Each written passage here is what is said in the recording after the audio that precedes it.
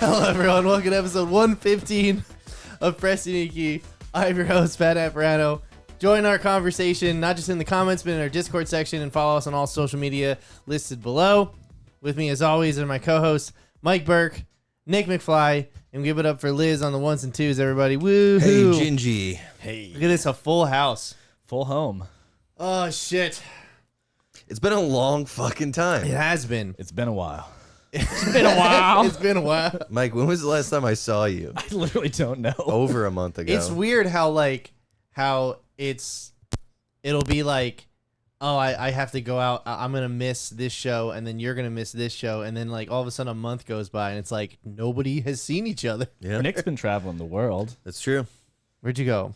I went to Mike's home, Roku City.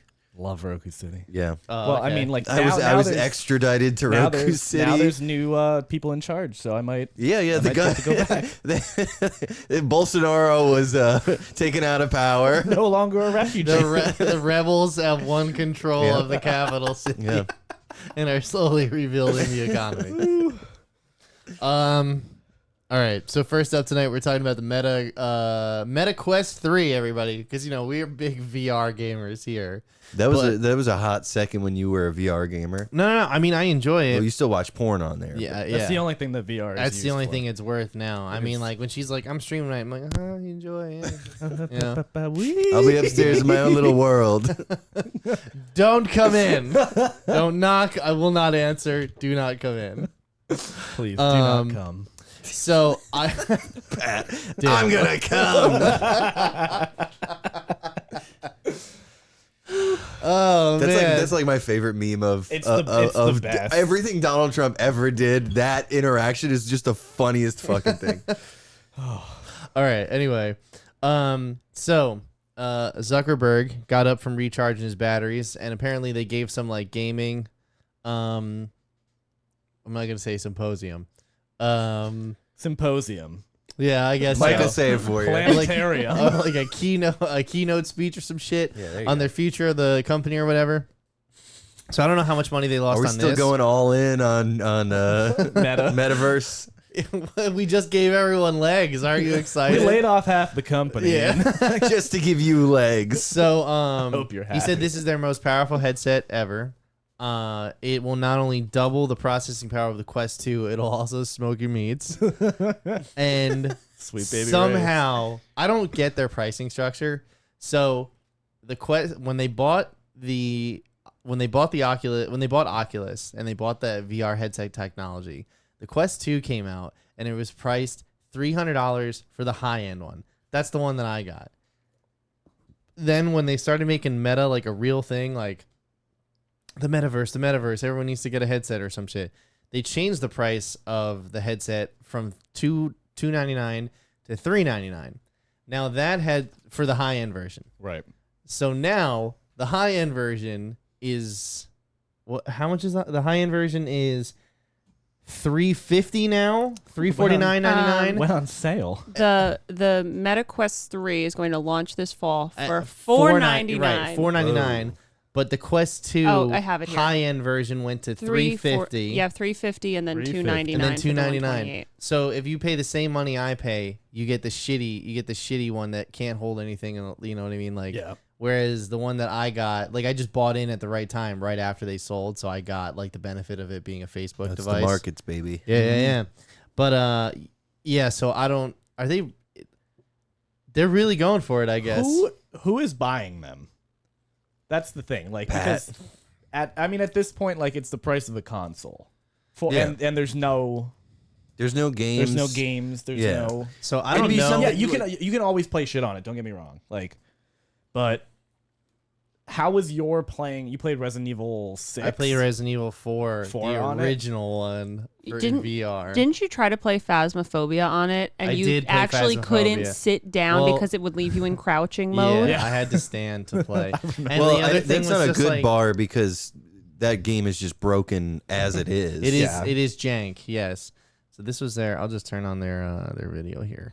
Go ahead, turn that on. Make it full screen. Come on. Well, the thing is that's how we leave it transformative. Oh no! Well, now it's That's definitely okay. transformative. From inside out. Yeah. What are the What are those like ocular sensors or like That's pass-through? literally like the The controllers. thing Oh, you I under- think they changed the. the 3 eyes. Oh, I have no idea. But that would be a good. See, but like It's either like okay, pass through so or the one thing that my hang up with VR is not the actual gameplay, because the gameplay has come a long way. Unwoke. Because the gameplay has come a long way. My whole thing is the screen resolution. Yep. Because it's not that amazing. PlayStation, their VR set up, right? First of all, they figured out everything with one cable, right? You plug in that one cable, you're good to go. It's only for PS5. Like if the PS5 VR headset was available to use for PC and Steam, I'd buy that one over the Quest. Because what they've done is they've taken this technology where it has eye tracking in it. So the stuff that you're not looking at, they blur and lower the resolution to enhance the image that's right in front of your eyes. So it looks absolutely impeccable. Not only that, the controls are just more seamless. It's because they're working with the same software and hardware integrations, and it's within its own ecosystem. You know what I mean? Same with the games that they're providing for it as well. Whereas in this situation, there's just so much jank that you don't like. Getting this fucking thing hooked up to my PC to run Steam games is kind of a pain in the ass. how like it takes a lot of time. Yeah, it Like, does. It's Just like another. big It's like deterrent. it's probably like an extra 10 or 15 minutes for me to set that up and like put it on the. You know what I mean? It's just a lot. So, and the other thing is that it's a commitment. It's just like if I'm playing VR, I'm playing VR for the night, because I can't be taking my helmet off and then switch. You know what I mean? It's Yeah, like true. you're playing VR that night or you're not. You know what I mean? And not everybody has the dedicated space to be able to move around and use it. Well, there is different play modes. So like when this, if none of this stuff is here, when I played Resident Evil, what it does is you tap the side of the helmet, it has a pass through, a camera that can see out, right? So then digitally you draw a line around you for the space that you're working in. And are you playing seated or are you playing standing? You know, that's the not Phasmophobia. A better game games. that actually has integration. Yeah, exactly. And then that decides your range of motion, because if you're sitting, then it'll assume your standing position is when you're sitting and you have to use crouch as a button, right? But you can still duck and move around and like move your hand and hold two weapons and everything.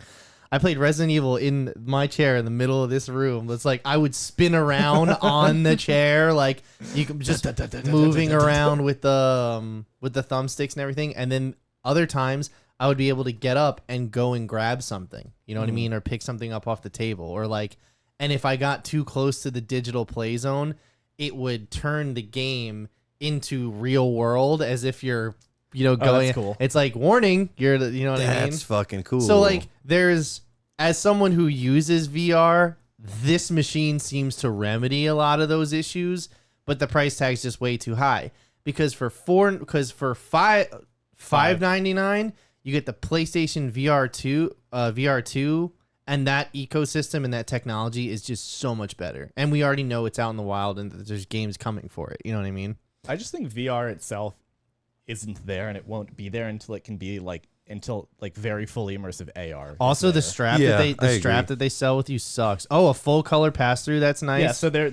Oh, I mean, that's that AR. is fucking cool right there. Yeah. I would totally do that. That If you could kinda stream shit. that, if you could stream That would be cool. with your board, what you're seeing, like if that's cool. I that's agree, what Mike. that's what AR is really what's going to make it next level. Yeah, because I mean, it's great and all that you can sit down and you can stand up and you can pick something up, but there's not really too much more that you can functionally be doing in VR that will make it so much more immersive in that space. I Right. think it's really, really going to be physical world locations that are just kind of green screened or whatever, and then eventually to AR for then you to traverse through. Right. I've always said that I'm looking forward to the day that when all of the Monmouth Mall is failing, when one of these department stores closes, somebody buys it up and maps out an AR play space for some type of World War II game, and there's Literally, actual obstacles and stuff that are mapped in AR. Yeah. That's what I would get so excited about. All the that. airsoft. Nick, and you ever see paintball Ready people. Player One? Yeah. I have not, but I know That's basically what that game is. Well, he's in a what that chair. movie is. Yeah. Yeah, this would be But different. You remember when he gets the suit? Yeah. The suit where he could feel the stuff that happens Yeah. in the It's virtual just world. a haptic suit, which Yeah, is you super see the cool. hands and everything. Yeah. You die in the game, you die in real life. But yeah. What's that Frankie Muniz movie? Oh, Game Over. Game. That's Special Agent Big Cody Fat Banks. Liar. It's neither of those guys. It's Good Will Hunting. Oh You my don't god! remember Big Stay Fat alive. Liar? Stay alive. That's what it was. What's All that? right. You die in the game. You die in real life. Oh, I thought it was the Matrix that we were talking It about. is. That is. Yeah, But okay. All right. Whatever. Sorry, I we're missed not. it. We're not buying the Quest 3. Yeah, really, we're not. That's pretty much what it comes down to. If I get another VR headset, which I probably won't, it would be the PlayStation one, just because the ecosystem is better. Everything works a little bit more seamlessly. All right. Dropping bombs, everybody. That's what we do on this podcast. Like this next one right here. No, so Oppenheimer. I was like, what? About to drop a bomb, Oh, I Mike. know. So Oppenheimer earns an R rating, and it sets the record for the most amount of film ever on a reel. Are you okay? Are What? you all right over there? I was gonna make a joke. It's yeah, not yeah. worth doing. It's don't ruin your life for this show. I Mike. know, yeah, It's greener exactly. pastures. Not right now, Mike. You got so much going There's on. greener pastures Greener out there. pastures. You don't gotta I was fucking also do it just for like, this how do you one. not make this movie R though? Well, okay, so You just show Oppenheimer fucking thinking about the bomb, and then he's like, split an atom. all right, so Brain blast. Oppenheimer ass. Oppenheimer earned Christopher Nolan his first R rating in 20 years. I Both- think the last one was Insomnia or Memento. Insomnia. It was Insomnia? Okay. The film is said to be 3 hours and 9 minutes long, which, I mean, listen, if you did Avatar with that runtime, I'm sure you'll be able to do this. Yeah. No Sure, let's problem. do a historical thing about a bomb. Yeah, historical Not a- drama. Yeah, not a fanciful. Yeah, but like you guys, fanciful- you know what I keep thinking about? You got to think about the way that they, you know how this motherfucker is like, he's like obsessed with time. Like, you know how in Dunkirk there's 3 different timelines going on. In Inception, there's a bunch of different perceptions of time going on. Insomnia, Memento, what's the other one Tenet. with the wizards? Tenet. No, Wizards, wizards. Magician. now you see me. no.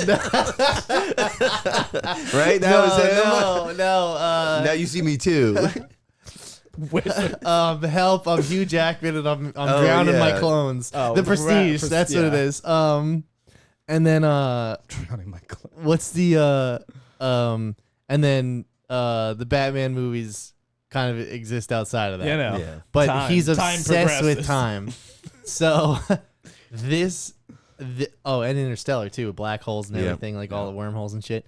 This Bookshelves. particular movie, I feel like what's gonna make the tense, like let's say the action sequences, right, is gonna be like the countdown to the bomb. You know, everyone getting ready. Josh Peck vaselining up his face. You know what I mean? Like stuff like that is It's like a 24, like end of the Yes, episode yes. montage, and he's just like dun dun dun dun dun. dun. It's just like, you know, some war paint like in the mirror, you know, screams. But so $100 million budget. There's a reason I bring that up. Normally, IMAX films, like obviously they're big reels. However, this print is 11 miles long and weighs 600 pounds. That poor person making minimum wage. The project, lifting well, the it up. IMAX projectionist who's on site definitely makes more than minimum wage, but Sorry, it's not $2 a living. over Yeah. minimum wage, lifting 600 pounds. They've had to accommodate certain theaters to fit this reel in. So here's the thing: Liz and I actually bought tickets to go see it because the AMC 13 in New York has the 70 millimeter IMAX. There's 42 seats across, and there's like I've been in that theater. Yeah, it's fucking crazy. Because that's literally the highest resolution you can see this in, 70 millimeter IMAX, and I just don't know if I could do a 3 hour and 10-minute movie in a fucking theater in New York. You A lot of literally me need just to- wants to just go home. You I mean, just literally go need to right over bring here. Earplugs, like Yeah, is it flat. that fucking loud? yes, it's worse than not worse, but louder than Dolby, basically. What? Yeah, like I went and saw. Well, I don't feel like Dolby's loud. I feel like their whole thing is like soundscape. No, it's loud. I mean, yes, it's loud, but compared to IMAX, Like, I don't think it's as loud, but the soundscape is different because they have all the bass in the seats. You know what I mean? That So I makes feel it like there's loud. more impact. Whereas with IMAX, I feel like the volume itself is like just a fucking megaphone in your ear. I would at all literally times. bring earplugs. I can't remember what movie I saw in there. It wasn't supposed to be like a action movie. It was Trolls World Tour. I literally took like napkins and shoved them in my ears because it was that loud. Yeah. Dude. I was like, Holy I'm gonna fuck. go fucking deaf. Like, So, do you guys find any of this impressive at all? I think it's cool. I want to see them cut this with that Wes Anderson movie about the atomic bomb. Asteroid City. I do want to see that too. Well, I'll tell you who doesn't fucking find any of this impressive. You Wait, guys. hold on. Tell us what the occupation of the person is that doesn't find it impressive. He's a Scientologist. Tom Cruise. Cruise. Tom Cruise. That's right. That's his occupation, Scientologist. So Tom We all Cruise. got So Tom Cruise is pissed off about all this. Okay. So Doesn't like the atomic bomb. Tom Cruise and Christopher Nolan, undoubtedly two of the biggest directors in the world, or filmmakers rather, who champion IMAX experience, right? They are the ones who film with IMAX. They push the technologies. They offer these big theatrical experiences. I know you guys haven't seen the Mission Impossible movies. You're fucking missing out, He's though. just gonna leave Avatar off the table there. I mean, yeah, but I thought that was without question. You know what I mean? Like, just so would you marathon the Mission Impossible movies God, together? no. start at Ghost Protocol. Don't do the old ones. I've seen the old ones. The old ones Oh, are. okay, so It's just like they took 10 years off and then they started again with a whole new vibe. So if you start at Ghost Protocol all the way And through, you it's like don't really need to know anything. Oh, about no, it. not at all. I've seen through 5, I think. they take some things, you know, for diehard fans, but basically like it's like they got It's a like whole James new, Bond. They got new writers, new directors. It's just like it's a totally different animal.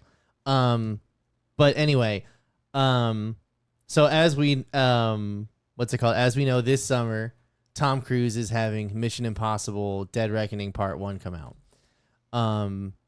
Oppenheimer is also coming out and Barbie. a week after that.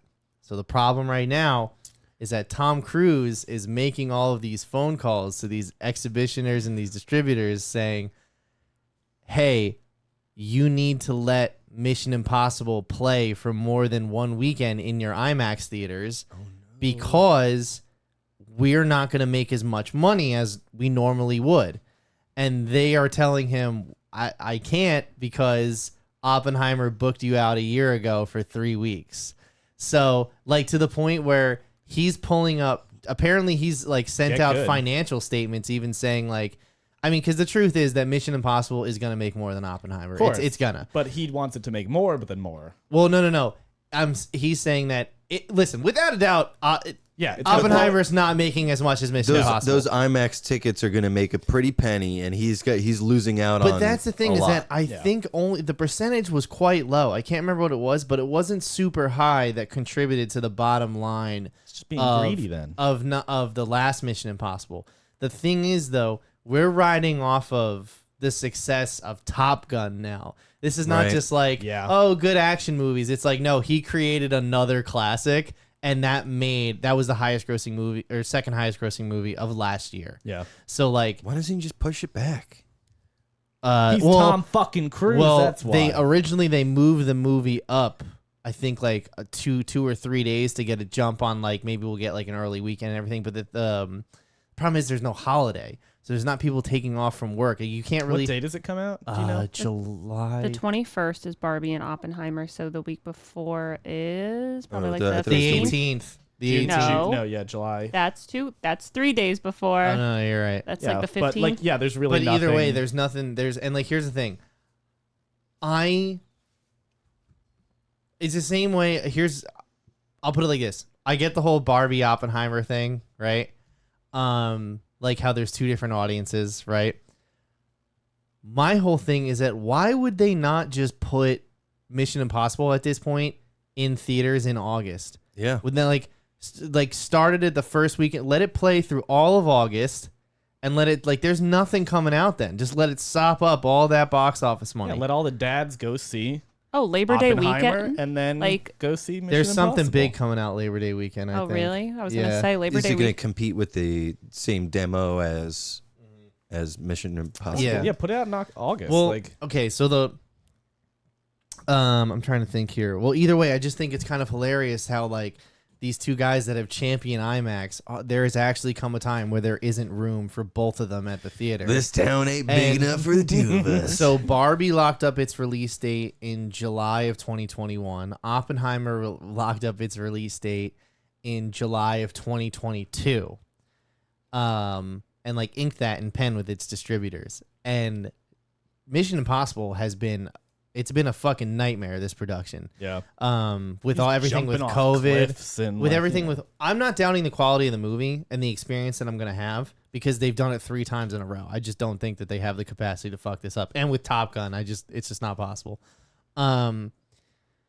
But my whole thing is that like originally this was supposed to be 2 movies shot back to back, and then COVID fucked that up, and then they had to go back for reshoots, and then they went back and something got fucked up. Then it's like this is still stuff you're seeing that the pandemic fucked up all the way in 2023. We're still feeling like this is that last remnant. You know what I mean? So Well, even just recently, they just lifted like COVID protocol in Hollywood, so we're going to be seeing that's going to be with us for a couple more years. I Yeah. just got my booster. Yeah. Yeah, 2 days ago. Well, good for you, Mike. Thank you. You're doing your part to flatten the curve. As we should. Becoming my soapbox on this podcast. So yeah, so basically though, I'm on the side of Christopher Nolan and Universal that they locked up their release date and they got in bed with their distributors as soon as they can. So Tom Cruise So can, Tom Cruise can can suck it. an egg. But also, if the argument is, do the distributors want to make more money in the long run? I would switch over to Mission Impossible. But man, if that happened, that would literally set a new precedent. Postal. Oh yeah. Like, Well, this was like, literally, well- he just goes and shoots up well, this at was AMC. like Quentin Oh, Tarantino. Oh my in God. 20 like what happened in his Batman movies. Do you remember that? Yeah. in Yeah. 20. You remember that? You remember? You were okay. You remember? It was All in right. Colorado. In 2015.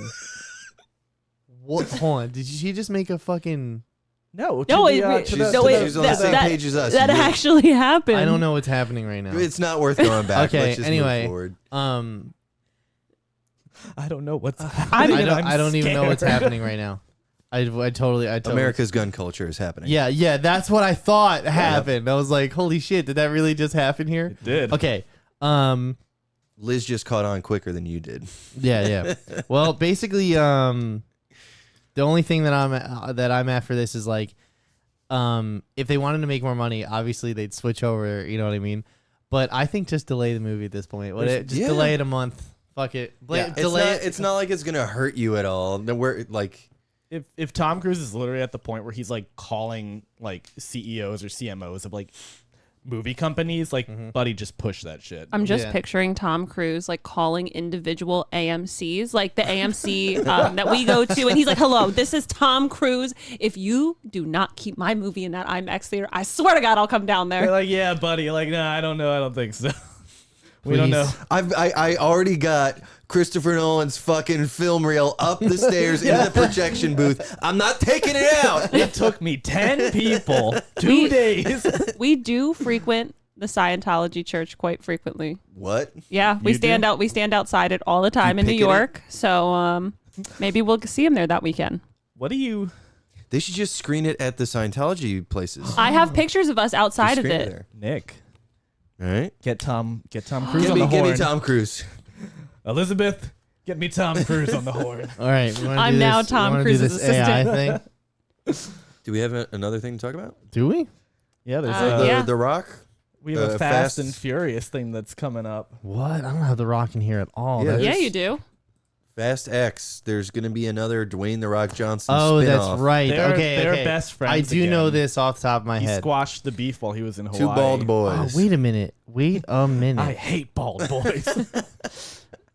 We had. Oh wait, hold on. I think you're right. We did have some.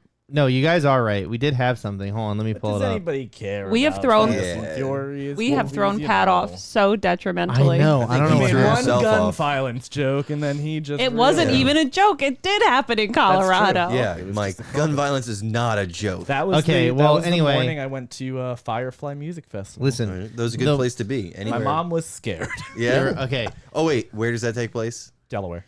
Oh, okay. I thought you were gonna say Colorado. It's like, oh, that. Here's what I'm gonna say.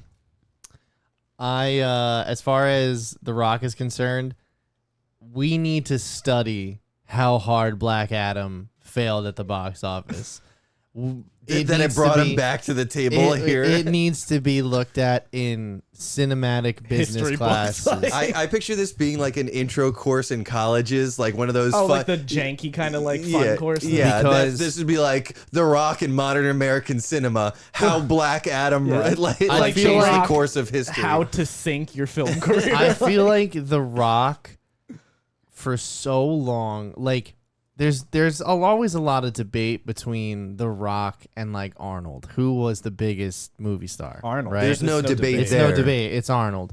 But there's all this discourse online about why hasn't Dwayne reached the status of Arnold. because of his choices of movies. Yeah, Well, but he hasn't run for governor. But there's a couple of That things. too. There's a couple of things specifically. Number one is that The Rock is not interested in working with directors to tell their story. The Rock is interested in maintaining a brand. yeah, Mhm. exactly. And the what I was gonna problem He's a is- marketing guy. Is that in a post-COVID world, nobody gives a fuck about The Rock's brand anymore. It's just like something happened, and all his box office success, everything he's ever done. There was at one point he had 15 movie deals going on, and that hasn't slowed down. I mean, I think it will start to see it slow down in the future. But man, it's just like one of the biggest things I saw out there is that number one, Arnold seeked to work with the greatest directors. He's been in a bunch of James Cameron movies, obviously with the Terminator, True Lies, all that shit. He was pregnant in that one movie with Danny DeVito. Yeah. James Cameron's best work. But he's also done shit like Total Recall and he did the comedy stuff. He did Predator. He worked Kindergarten with Cop. exactly. He worked with directors Jingle All the Way. who had a vision. They wanted to execute something. And the other thing is that a lot of the discourse around The Rock being on set is that who's running the show. He has final say in everything, right? Whereas Arnold Schwarzenegger was late to James Cameron's set one day, and James Cameron chewed him out in front of everybody and told him to go fuck himself. And then somebody said something to Arnold like, "You're going to let him talk to you like that?" And he's like, well, he's right. So He's he the didn't director, have an yeah. ego, you know what I mean? Whereas The Rock has a very fragile ego, as we can see. And yeah, so Black Adam, I feel like we reached a fever pitch with Black Adam. He did not stick the landing. That movie bombed so hard it bounced him right out of the DC universe. Straight up.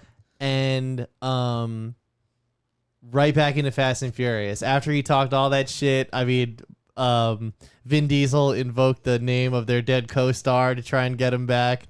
And now I think after Black Adam flopped, he's back. He's got to go back to the table. I think Yeah. I think you said it best, where it's just he's got a brand, and that's what he cares about. Arnold was I'm just gonna do what works, what's cool, what's fun, what's anything. He did for a long time have a brand. He was just that action guy. But then you could see his growth as an actor, and he made different and interesting choices. Whereas for me with The Rock, the movie that really made me just not give a shit about him was Jungle Cruise. Yeah. I'm you clearly you're just whatever is going to be the most middle of the road, people pleasing movie, and you just want to be in front of eyeballs. Well, yeah, he's trying. He's trying Audience to. first. He's trying to throw whatever against the wall and see what sticks, because he did Moana, which was a kids movie, and then he was and then there was the Rampage movie, and Listen, and here's the thing. As yeah, far as what yeah, The Rock is shooting for, those were all fine. He stepped into the ring of comic book movies, and we don't do 90s comic book movies anymore. We don't do that shit. There's a new standard, and they did not meet that standard in Black Adam. Just They didn't. They just did not get there. It's like Eternals vibe. Worse. I know, but I'd like watch the Eternals before I'd watch Black Adam again. Woof. Well, okay. So, anyway, the thing that The Rock going back to Fast and Furious tells you immediately is that they don't have a plan. Because did you read the post that they put out about this? Okay. So he mentioned that he is going to that first it was 2 films. Like this was part 1, the one that just came out, and the next one would be the second one. Now it's Then they talking 3. about 3 films. Yeah. Now we found out this next film is not necessarily the next part in this 3-part ending. It is like a half part where it's now not Hobbs and Shaw 2, but it's the personal story between Jason Momoa's character and Dwayne Johnson's character. Lion Which one King is he, Hobbs or 1.5. Shaw? Because Doesn't he's matter. Hobbs. He's Hobbs. He's Hobbs. Because The Rock shot Jason Momoa's father in the head in the 5th movie. One of the only good ones in this in this whole fucking fiasco. And if there's one thing that it tells you is that they have no fucking plan. They're just like, we need to fucking get The Rock back But it's in like here. that's the perfect vehicle for The Rock. Yeah. Just take over and just do whatever the fuck you want. They have no plan. Just Throw The Rock in it. Put your will, on this blank canvas. Yes. Yeah, no, I mean, like, it's just like it. The Rock should not be. The Rock needs to do Steven Seagal action movies, so to speak, like That's, bombs and bullets. You know what I mean? You see, not in quality, but just in actual yes, content. Nick, not in content, not in quality, but yeah, like that. You say, get your ass over to TNT, motherfucker. But now he's at Universal. But now he's back at Universal with Fast and Furious. He's also with Disney doing Moana, and I'm sure they'll have more projects for him down the line. He's good at voice acting. Like, And we'll see what happens. You know, It'd be great. he's actually not an awful singer either. yeah, not bad. Moana was a great movie. Let's bring back The Mummy with Rick O'Connell, and bring back The Rock. Have Brendan Fraser and the Rock reprise their roles. Have The Rock I would- train Brendan Fraser. I would watch first. that. Yeah, People would fucking eat that shit up. I would. I would watch that shit. All right, what are we doing, Nick? So first, you're gonna pull up the file labeled AI Meta. So what are we doing, Nick? So, what I did was I just created some AI generated art using Photoshop's new beta feature. They've integrated Adobe Firefly into Photoshop. So I used the tool to cover some of the topics that we talked about. So here, this is. I didn't know how to apply this to the Meta Quest. So here's a Meta owner and cyborg Mark Zuckerberg. I made some changes to him. You can get rid of that marquee there, Pat. No. Before you do anything, obviously he's holding some eggs. But can you tell what else I've done to him? Why is this hand so big? Because he's holding a big egg. I picture it as an ostrich egg. His face and hair, looks less lizardy. Yeah, his hair. Okay, you changed. specifically, what about his face? You made it symmetrical. Did you get rid of the wrinkles on his forehead? No, I didn't. Damn. That's his real forehead. Are those Oh my my God. eyes? Those are not your eyes. Hey, I can't tell you to put Pat Naparano's eyes. It's not that This good. is if you told me that I would not believe you that this was Zuckerberg. Did you do stuff with like Ed Norton to him? No, he kind of does look like it. He looks- Basically, I just realized that he's got a really weird face, so I tried to help him out a little bit. I fixed his haircut.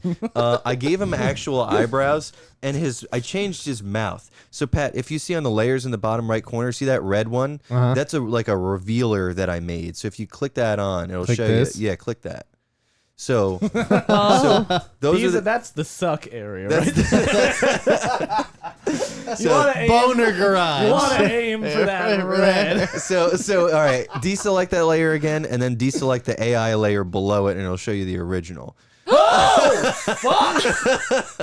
So I've done a lot of good work here. You can Looks like you a can see. goblin. oh no! He's holding big eggs. That man has too much money to look like that. Yes. So yeah, Wow. Nick, you did a great job. He looks thank you. It's beautiful. small, and I didn't make him like incredibly different. Minor changes helped a lot.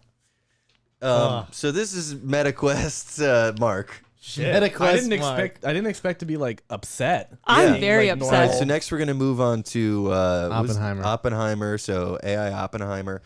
So let punch us in here. I've made not that's a little too much. Who the fuck is this guy? That guy on the right? Zoom out a little bit more. Zoom out a little bit more. I've made some changes here, and I want you guys to pinpoint where I've made the changes. That guy on the right's face. Okay, that's a correct answer. The guy on the left's this face. guy. What's going on What's with with the the girl in the lady? back? Yeah. What about her? Is her neck okay? What about her? Bent neck lady. She doesn't. She's not even. It's a different face. Okay, all right. Let's keep moving on. What else? So you guys have identified, all, You've added that glass. yes, the glasses in addition. Is that the lady from That 70s Show? No, that's not an addition. Something with his right hand balled up. No, I haven't changed the hands. You've messed with his face. Nope. Really? He's scary. That man is a skeleton. It's crazy how much he looks like Oppenheimer too. Mm-hmm. It is. I saw a picture. It's crazy. It is not. That guy smiling Which guy? between the two. Yeah, right there. That guy? Uh-huh. Okay. Yeah, I do believe he's changed. And then the guy immediately to his left. That's like looking Looking tastily.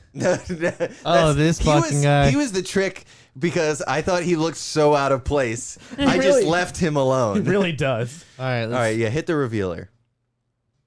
Oh, was that guy bald? That guy was bald. And the woman in the back now. Oh, she was happy. wait, yeah. Wait, all these people are happy? Oh, what was the glass? Yeah. Oh. Hit the revealer again. Well, you got to hit the layer below it too. There you go. Now scroll up a bit. That whole top, I generated Ooh. like the statue and everything. That whole top layer. So you guys got pretty much everything except for like the lady in the back and obviously the bald spot. Why are but so this many guy, people happy? The guy behind Oppenheimer. Pat, remove the top two layers. That's a pretty, it did a really natural job of creating really a face for him. did. It's incredible. And then the guy, Mike, who you identified, even him, I think the face looks pretty good. Yeah. What the Yeah. fuck is this guy's deal? What was do you remember what prompt you used? Well, for, actually, Pat, if you open up that folder, if you can figure out which layer I have and click on the right-hand side where the name is. Oh, I don't know if I'm going to be able to get to I can't see It's it. actually, the one right in the middle, layer 2, I believe. Mhm. Click on that. Oh, no, that's that guy. So you Eager can see face. eager face. All right, now, yeah, it was Scared face. scared face. I'm still just concerned with this lady in the background. Yeah, her she's neck. I don't know. I thought she should also be a trick, but also that face that it generated is pretty fucking good. Yeah. She looking at him tastily. Yeah. There's a lot of Yeah. people that are like, All right, now John let's move Jacob on to Oppenheimer Schmidt. let's move on to Oh, okay. this one was a little bit different. I just went ham on him a little bit. I've seen this picture before. All right, so the obvious. Nick, what's in the background? what the fuck is this? What's that, Nick? What's this? That's all right. Open up the AI folder. And it's. I think it's the top one. Oh yeah, no. Go down. Keep scrolling. It should just be a big circle. You see it? There it is. Click on that layer and see what it says. Creepy face and shadow. And now you can see the opacity of the layer. Pull that up. Pull that up to 100. You can see it. Oh my god. That is terrifying. And you can poke around in the variations if you want to see the Nick. other versions of it. Spooky. You can scroll within that window. The first ones were kind of weird. What's the bottom middle? Bottom middle, yeah. Oh. Oh, I don't like these. That one's just a That's moon. a moon. That's a luchador. But actually, you should try poking around. Pull up the hair layer.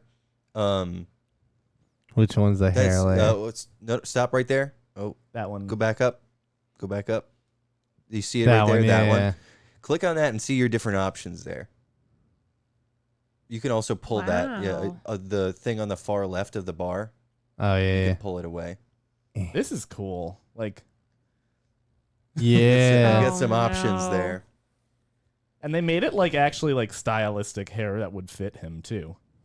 I think It's not just like, a shitty white. Yeah, like, this yeah. looks like good for the presidential- rock right well, here. but yeah, it's like this- not like a presidential wig kind Yeah. of thing. Like, it's like you could envision. Hi, I'm Dwayne The Rock Johnson. Welcome Downers, Can Drivers, you- and Dives. Can you change it to president wig instead of white hair? All right, now we're going rogue. Powdered wig. Oh, powdered wig, yeah. Oh, president hair. Okay, let's see what it comes. Take a moment. And I apologize to our listeners who aren't watching the video. If you're listening, you should go watch us on YouTube. The crown. That one kind of looks like Mike Pence somehow. Oh boy, Kind a little of. bit. Now he just Oh, that's it. he just looks like strippers. And All right, he's like, can you guys identify anything else that I've changed other than the stuff that we have? This isn't his tattoo. Yeah. his abs are different. I didn't think you were gonna notice that tattoo so quickly. Yeah. That was actually, I think, the first thing I've seen The I Rock noticed. shirtless a many All right, times. He's So, also yes. not this cut. cut. Like, he Yeah. looks tiny. The abs are different. He just has like a weird flat stomach. But there's one other thing that I changed. His elbows? His elbows are fake. Why did you change his Well, elbows? if you hide this layer and hide the AI What's layer. up? What's up with his elbow? Oh. Oh. I see. Okay. He's wearing some kind of wrist. Oh, and you made it. You made his mouth different. Oh, I forgot I changed his mouth. Oh, you gave him lip filler. Yeah, did. I did. I forgot. What that mouth do? You should play around with the different options Play of his, around with that mouth. his goatee as well. Again, that's the dick space in That's the the mouth. dick space. It's the suck hole. All right. The suck hole. All Thank right, you. now I should have labeled these layers. Label it suck hole next time. Suck hole, Big smile. big smile. Yeah. Yeah. Hide the revealer. It's like Yeah, a middle yeah, yeah. manager, like this headshot photo. It's the pink one. Yeah. There you go. With the fucking hair. Doesn't even look like him. See, Yeah, it that, changes, like, I the feel whole like, shape of okay, his so I feel like face. that looks good. That looks Photoshop. You know what I Yeah. mean? Like, that looks Photoshop. Can you do big? That looks can you do good. big frown, like pursed lips? Big sad. The big sad. This tool's a lot of fun. It is a lot of fun, and the results aren't as beautiful as the like Instagram clips will make you think. But sometimes you really hit some. Like that goatee looks fucking awesome. I know, and it gives you it on a different layer, and you can like. Yep. Then, Yeah, it's all a smart object with a. these aren't frowns. There we go. That's yeah. a frown. All right, now find his goatee and play around with it because there's some also good options on the goatee. It's probably the one above the hair. Oh no, it's that one. You got it. That one. James Hetfield. It is very Hetfield. That one, That just one looks was like anthrax. garlic. It looks like a rolled up tissue. Like That's James Hetfield right Yeah. there. Yeah. that's some presidential shit. That's Yeah. It's crazy. weird. I didn't even put in like I just put in goatee and it shows white every time. So that's why I made his hair white to match the goatee. Interesting. Fun. And then I have one last one that was just a rando. I did because I was fucking around. I did one of the Beatles. So I asked it to add in the fifth Beatle. So that's one of the options that it came up No. with. Can you zoom in, please? Yeah, zoom in on that. Which one is it? Oh, that's just his legs I fucked with too. No, Nicholas. it no. looks like Michael Jackson. This It is kind of does, not and okay. also the hat looks like an old school World War I military helmet. What the fuck? Yeah, a guitar or a bass. yeah, like a big bass. That's pretty cool. Oh, That was scary. Oh, Donna. Donna. Donna. Okay, That looks so like the kid from Stranger Things. No, it looks like the fucking guy from the Goonies. Oh my god. Sloth. Oh, fucking Slender Man. Nick, you did some shit and like the universe was mad. Yeah, well, you guys didn't even notice that none I of know the you Beatles' made faces Adam are. Scott. yeah, I was gonna say none of their faces are correct. Look at Paul's derpy Who face. is this? That's John. Okay. I was gonna say it doesn't look like John Lennon. Can we see the And then there's original kind of photo? like a Ben Stiller Ringo. I don't think there's a reveal layer in this one. Oh yeah, I mean you could hide all those other layers if you want. You can just click and drag down. Yeah, it's like Jim Belushi, Ben Stiller. What's that? the guy from from- Pitch Perfect. yeah, the, Workaholics, the fat dude. Oh, Adam Devine. Adam yes, Devine, and then Adam There you Scott. go. Yeah. the new Beatles. So Okay, there's your that's original. better. That's better. Thank you. I that feel was But I love the Paul face. That scared me. Yeah. that. Well, good. I'm glad. That's a creepy pasta right there. That I'll was. post it. I'll Beatle. post it. Oh, that was fun. That was good times. Mark Zuckerberg's egg keynote. Ostrich eggs. The world's largest egg. All right, boys. So we saw a movie this weekend, and it was a beast of a movie. Liz, do you want to maybe go grab the surprise that we got? Oh We have a no! What kind of food are we got eating a this time? surprise for everyone on Is this it I'm one. not proud cakes?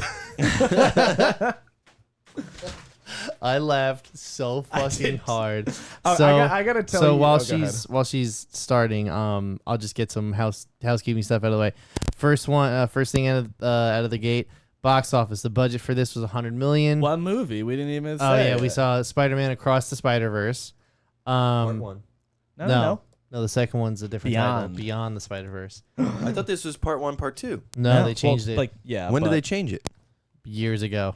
Oh well, I'm You little mistake. So budget you're was getting into that mode. budget for the first part was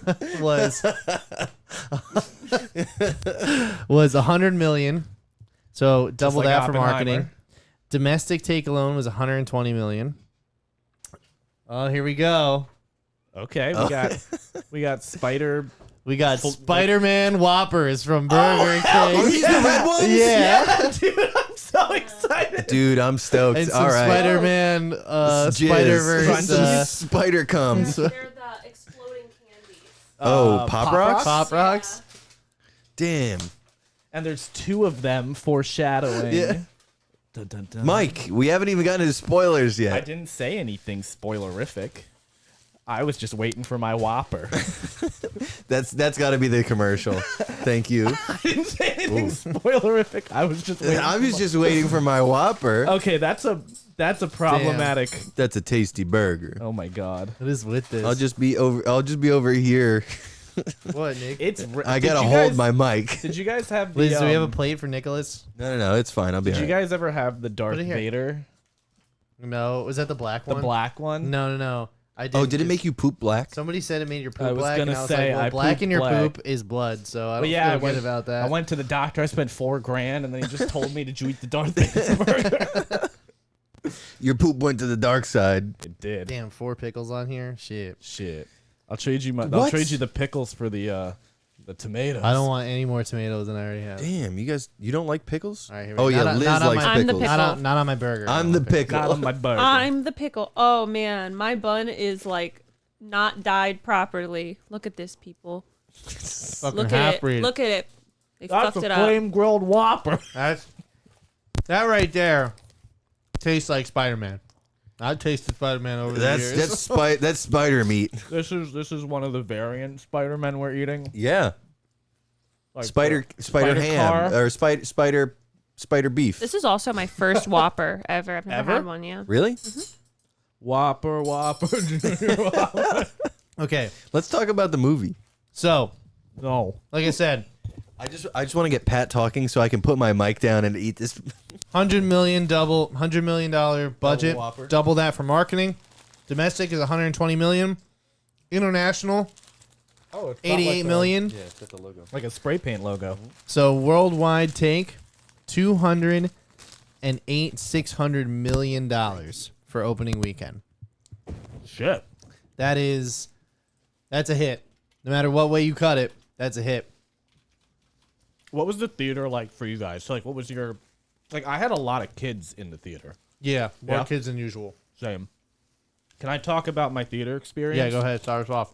So, I went and saw it in New York, and I found a midday showing, a 4 o'clock showing on Saturday, and there was only a couple tickets left, so I just got a single in between a couple people, and this family was next to me, and I guess it was an open seat. I guess they had bought more than they needed, but this guy was sitting across 3 seats down, and I guess sees me sit down and is like, oh, cool, another guy my age, and then comes and sits over, changes seats to come sit next to me, and as he comes and sit next to me, he's just reeking of liquor. He is. I was and I don't know. He kept taking bottles out of places and then just pouring them in Little baby ones, like the airport no, ones? like fifths. He took big ass bottles out of the I fuck? don't know where, and was pouring them into those little Dixie cups that you wash your Yep. mouth out with. Was drinking them out of those. That's classy. and this is Just grow up and get a flask Yeah, already. before the movie even Be a started. good alcoholic. You can get a flask. And the Teenage Mutant Ninja Turtles thing comes on, and he's like, shit, okay. He's like, you know about The Last Ronin? And I was like, yeah, man. And he was like, that shit's gonna be awesome. And I was like, oh god. And then Gran Turismo comes on, and then he literally just starts screaming, yeah, I played that game. Was it just you? Was what just me? Like, did you go with your? It was just me. Yeah. Okay, yeah. That I just went. But you were in the middle of like a whole family, you said? I was on the like right seat, and the whole family was on the left. That this dad, I'm guessing, came over and sat next to me, and there were just random people on my right. But he's just screaming Next to a bunch of kids. So, like, is anybody around you like, what the hell No, is going on? and he Like, had this is his- normal? I guess so. His wife, I'm assuming, was like 2 or 3 seats down. He kept getting. He up. left his wife to come sit next to you. Yeah, and like, Wow. What a terrible guy who wouldn't sit next to their significant other during a movie. But What like, a real I piece was, of I was crap. just like, oh fuck. I was like, this is how the whole movie's gonna go. And it basically. You have no way to defend yourself because you're full of Whopper right now. Your boos mean nothing. I've seen what makes you cheer. But he was basically like this the whole movie, and there was that one fun hole line in the movie.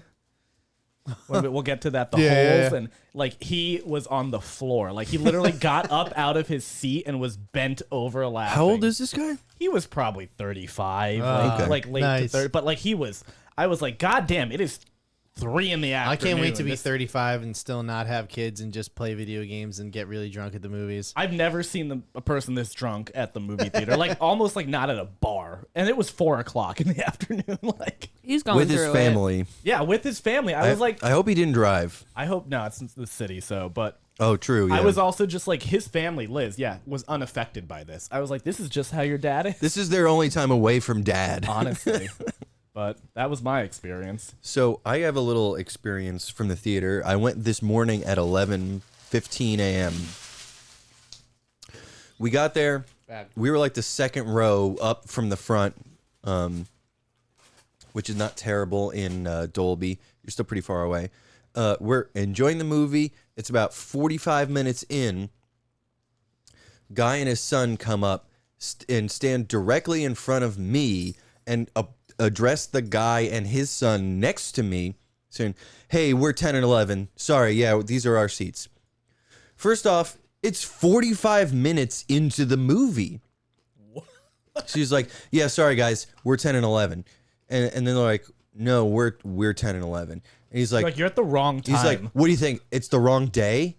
You think I'm here on the wrong day?" And then he pulls up his ticket on his phone and starts litigating with the guy and like sits down next to him in an empty seat next to him and starts saying like, and then like, I don't know how it went down because I tried to focus on the movie, Yeah. but then he gets up and he and his son walk out.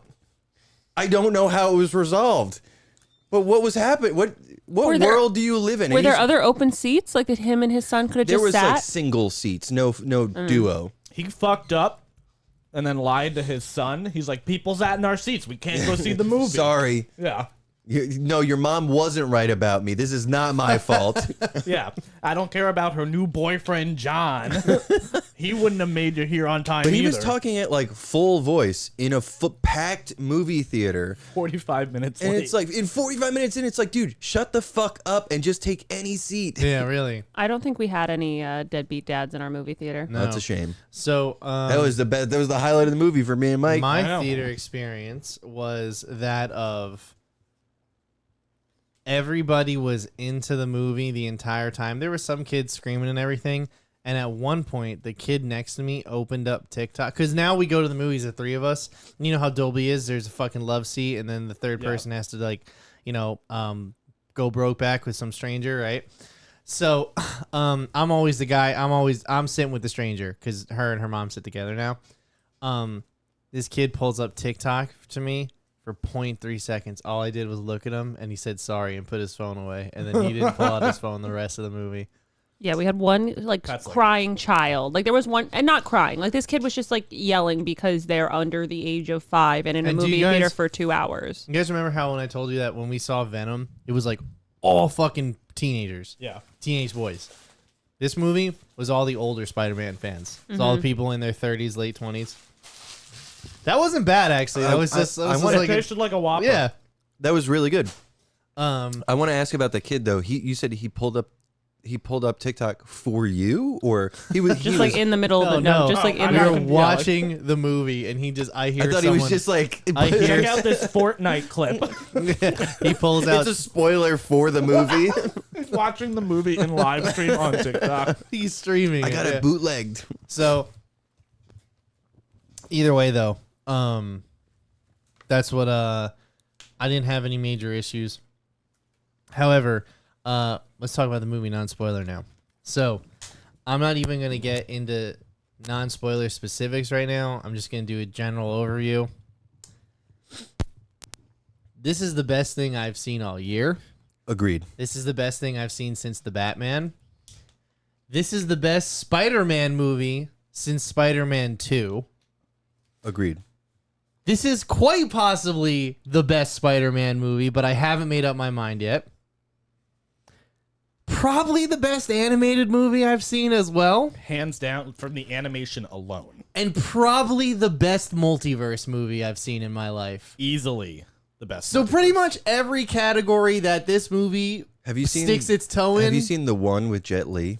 No. All right. Well, All right, nerd. Get the fuck out of here with that shit, bro. This is pretty much anything this sticks its toe into.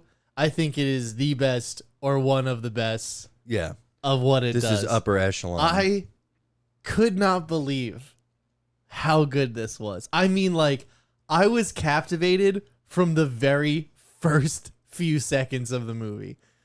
I like jaw on the floor, like it's incredible. It's incredible. And like I have specific, nothing spoiler, but I have specifics here, but I just want to hear what you guys generally think, cuz there was no contest. We walked out of the movie and we both said that was easily the best thing we've seen all year. No doubt. I just want to, on top of that, just from like a storytelling and movie, making a good movie perspective, it had everything. It was everything that you want from a Spider-Man movie. It's a teenager going through growth pains movie. It's a family story. It's funny. It's scary. It made me feel a whole range of emotions. The jokes were all everything was fucking firing on all cylinders. Everything was funny. And there was tense moments where I was scared for the characters. You were rooting for Miles the entire fucking time. And it was just like there was not a bad moment in the whole thing. And more importantly, it is the example that you can really make an amazing sequel that is somehow better than the first one. I was like, how the fuck are they gonna top themselves on the next one? Because like I said, listen, I wasn't like super hot on Into the Spider-Verse. I thought it was cool. I liked it, but I wasn't like, it's not my new favorite Spider-Man movie. No Way Home came out, and I was like, okay, there's competition. This came out, and I was like, there's no more competition. Mm-hmm. Like, this is they clear Gold and standard. here's the thing is that like I feel like Spider-Man movies have been hitting it out of the park. So we've had so much Spider-Man in the last few years. You'd think that it would get boring or like we'd get tired of it, but no. It's just stepping it up. It's just Does, they know what they're doing now. Does was the Jared Leto one? Morbius? Morbius. Does that count as a Spider-Man movie? They made a don't. Morbius joke in this. It did. Yeah. Yeah. I've seen people try and rank like the Sony like superhero movies and they include that, but I'm talking strictly Spider-Man movies. Does Venom count? No. Get the fuck out. He's not even in it. Yeah. I think But like in Morbius, when Michael Keaton shows up in the post-credit scene, he's like, "I think this is something to do with Spider-Man." Fuck all that. I would definitely like They would be doing a bad thing to tie that to this. Dude, you say your piece. I'll bring it up later. just like echoing both of what you said, where I think this is the perfect example of when you have the perfect medium to tell the story. Like you were able to do every little small niche detail with callbacks, throwbacks, Easter eggs, like little jokes here and there. You were able to control every pixel of this film, and it really shows. And I mean, just from a visual perspective alone, like I would watch this film without any audio, Yep. and you could know the exact story. You could know everything, like the way that the art direction centered around each character, when the art styles merged for each character, all of the choices they made for those characters. Like there's a lot of really, really cool shit they did with like frame rates, like in the very first one. I have some stuff about visuals, so Yeah. before we get into specifics, just keep talking generally. though. Yeah. Just like I did have a little bit of problem like towards the second half of the movie As far as what? in far of like I felt like it'll kind of be spoilery, but it kind of just felt All right. Would you say it's yeah. like a pacing thing or a storytelling thing or like just on a what bucket would it fall under? I guess in like a pace, like a pacing storytelling kind of thing. Like Okay. I don't think it's Okay. slowed down pacing wise, but I think the way that things net out kind of left me opposite of how it intended. What about Gotcha. you? Oh, I loved it. I thought it was absolutely beautiful. Once you get to the opening credits, where we're about like 5-10 minutes in, I think I turned to Pat and I go, "That was the best opening for a movie that I think agree. you That could have cold asked open? for." That was how you do a cold open for a movie. I was like, holy shit. Like for a Spider-Man movie about multiverse Spider-Man, I was like, this is the best they could have done. Like I don't think you could have done any better. And how it all ties back. Yeah, like, yeah. Let's talk about, so like you're saying, let's talk about visuals. Impeccable. I know you say it a lot. However, really, you could print any frame from this movie and put it on a poster. Yeah. Because it's all fucking beautiful. The colors, the art styles, the way that they choose them for the characters and how that changes when they move through their different worlds. It changes shot to shot. Like, But I mean, like, there's one character in the film that has a we'll say there's a watercolor effect to it, and as the conversation gets deeper and more raw between her and another character, they are they are slightly changing the tone and hues of the colors. and it also drips. Like, Yeah, you know, it's just it's like my it's God. like a watercolor painting that hasn't dried yet. Yeah, And it's like it's also in like an impressionist style. the whole film. Yeah, The whole film. So it's like really they're using the medium, like you said, to every advantage that they can. there's different characters rendered out in different frame rates. Even their different body parts on them are different than than their arm will render one frame rate than their mouth will. There's and also, I mean, there's some stuff where they have taken from other animation and somehow they have It works. It works. Yep. It works. And they mixed live action in there as well. That's a spoiler. I didn't- No, he didn't say what, but there's when- live action they can mix. I that did in. not know that was gonna Neither happen. did I. Because remember, my whole thing was beyond the Spider-Verse. I Yeah. kept saying that's when they're going live action, but so yeah, anyway, but yeah. So then let's talk about performances here. Captivated by every single actor. There is Everybody was not great. a bad actor amongst them. Number one, we have Shameik Moore playing Miles Morales. Sorry, guys. Haley Steinfeld. If you bring I your think it's my phone, phone, yeah. yeah. So Haley Pulling up Steinfeld. the cast. Haley Steinfeld's playing. She plays Spider-Gwen. Oscar Isaac is Spider-Man 2099, also known as Miguel. He's like a weird antagonist. He's but the not- antagonist. Well, we'll He- see. he- He's definitely going to become more of an antagonist, I think, in Beyond. Jake Johnson as as Dude There's Bro Adam Spider- Sandler. Yeah. as Dude as Bro Adam Spider, Sandler, yeah. Peter Parker. Yeah. Issa Rae as Jessica Drew, pregnant Spider-Woman. Andy Samberg played Scarlet Played Spider. Scarlet Spider.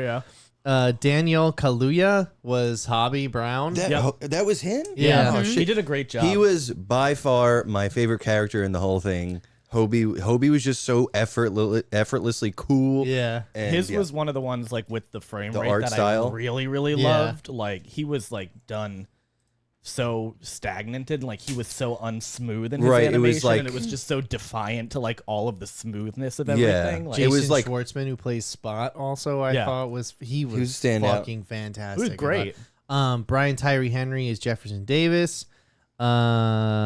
And then we're kind of getting Mahershala Ali obviously came back to voice a certain character, which I now realize might be a spoiler. So we also got Character is Jay, Jefferson Davis. and then Jack Quaid plays a version of Peter Parker too. Yeah. At one point. Oh, and yeah. we also have J. Jonah Jameson. Yeah, was he in the first Well, one? Also a spoiler. Yeah. He was not in the first one, and there was no indication he was going to be All right, in this let's one. cut. We'll cut that out. Not a spoiler. That is Yeah, 100% kinda a is. spoiler. Well, I guess we never said who voices him, so you just said J. Jonah Jameson. Okay, anyway. All right, so anyway, though, cast is incredible. They're all great. They're all bringing their A game. And what also makes it feel like so effortless for them is the dialogue. I mean, there's not a cringy piece of dialogue the entire time. Every line is written earnestly. It moves the character along. It moves the story along. There's not a moment of dialogue wasted. You know what I mean? And even when there's like quasi cringy dialogue, it fits the Spider-Man universe, or it's a callback to something earlier in the thing. Or there's a callback to like 1960s Spider-Man. Yeah. You know what I mean? Like, Yeah. So yeah, to list. So we talked about the art side of the visuals, the characters, the direction. Obviously was really great. This was Phil Lord, Chris Miller, and I can't remember who the other one is. Let me look up real quick. Did they do the first one? They did do the first one. So this is writers are Phil Lord, Chris Miller, and Dave Callahan. They also did the first one together. Jaquam Dos Santos, Kemp Powers, and Justin K. Thompson are the directors on this, and impeccable. They had to have this many people to work on this movie like this. Really? Yeah. Because honestly, like I get it took them 5 years to get these projects off the ground, but man, they really are something. It really is something special. Apparently, also like working on this project was ridiculously Oh difficult. yes, I do have some stuff for later, but go on. Yeah, I follow a lot of like storyboard artists and everything like on Twitter, and a bunch of people now that it's come out have been like, I finally was able to talk about this. I finally been able to talk about like the work I did on it, and they were like, it was one of the most gruelingly difficult projects that I've ever worked on, but god damn it, I would go back and do it like any day.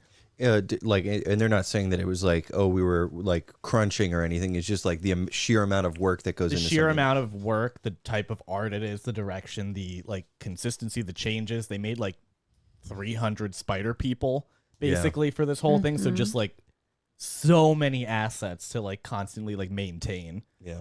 There was teams of people who were focused on one character and one Yeah. character alone, That's and how wild. they interact with the world that they've set up.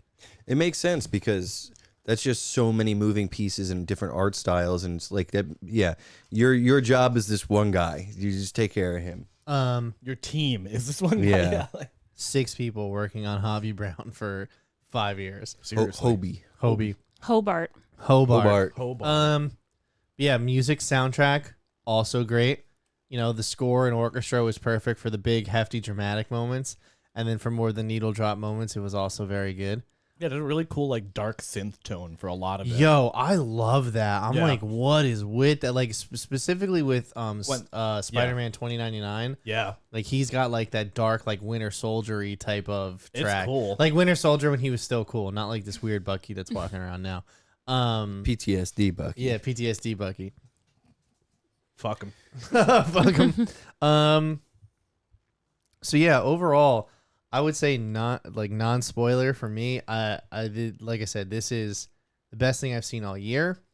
Anything that it goes into any of those categories for Spider-Man, comedy, whatever you want to name it, it is the best, or it's up there with the best. I mean, it's the #1 movie on Letterboxd. It got an A Cinema score. It's a 95% on Rotten Tomatoes. It's like in the high 90s on Metacritic.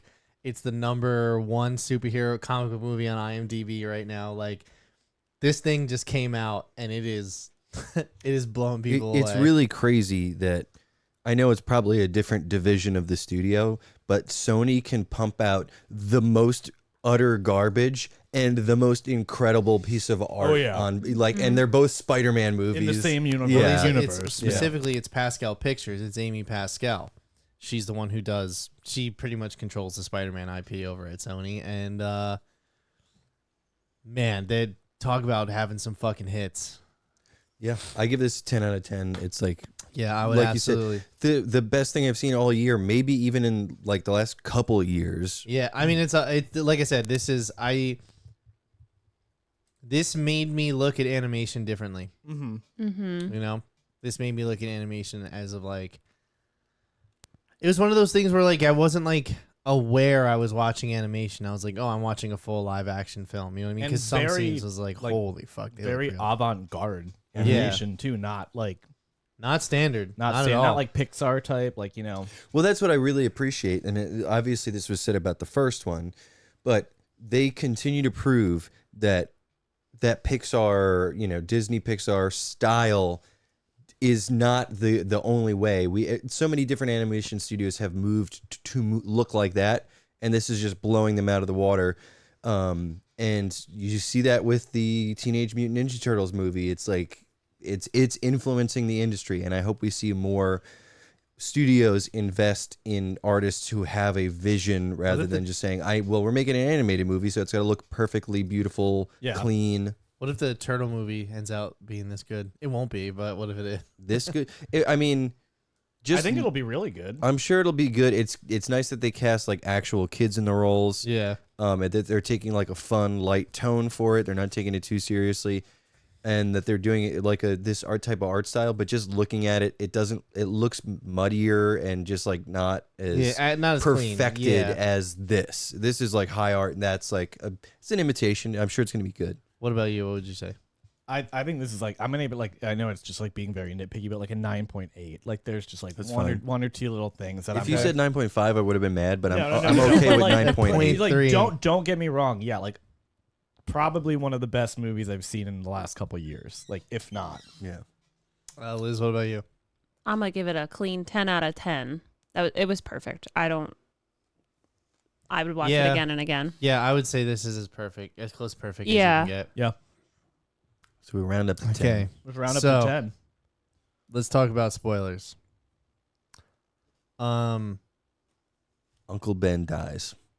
Uncle Ben Set in dies, every yeah. universe. If you have an Uncle Ben, be You on the better watch. watch out. I don't have anything really negative to say or any like really critiques or anything. There was one thing that I didn't understand when I came out of the movie, but then Liz told me what it was, and then it made perfect sense. So really the only thing I can do here is just talk about about the shit that I really liked, and we'll start with the cold open, like we talked about. Before you even get into that, it's so hard when the movie is this good, because so much of what we do critiquing and reviewing these movies is saying, well, this was good, but here are the problems. There's so few problems. It's what are we just going to do? Just like circle jerk about the movie for a half hour? Well, I guess it's like gonna happen. My issue that I had with it was I was like, this felt like a fucking killer first half of the movie. I loved every bit of it. And then when it got up to like, and I was getting confused because I had forgotten it was a 2-part film.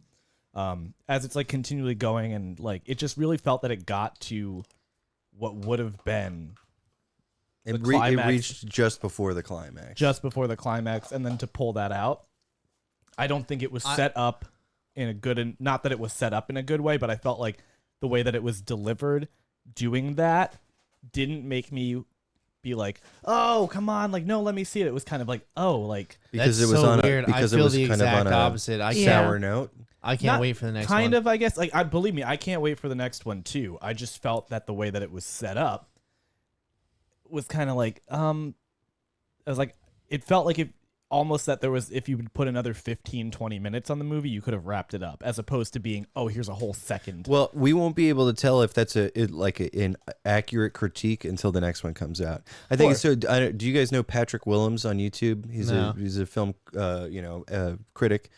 He reviewed on Letterboxd. He reviewed this as a 4, and his comment is, if the next one is as good as this, it'll be a 5-star. Yeah. So like he had the same point of view. It's like contingent on how good the next movie is. This is perfect. I will say this: I don't feel that it's an incomplete film, but it is half a film. It's ballsy to make it like end on a cliffhanger, but also Empire Strikes Back. nobody gets any type of wins. Yeah. That's what I like about it, is that like this is now in the conversation for one of the greatest sequels of all time. You know Easily, what I mean? yeah. And I don't want to jump right to the end and like, because that's where all the biggest plot revelations are, because there are 2 twists in this movie that come right one after another within like a 15-minute span.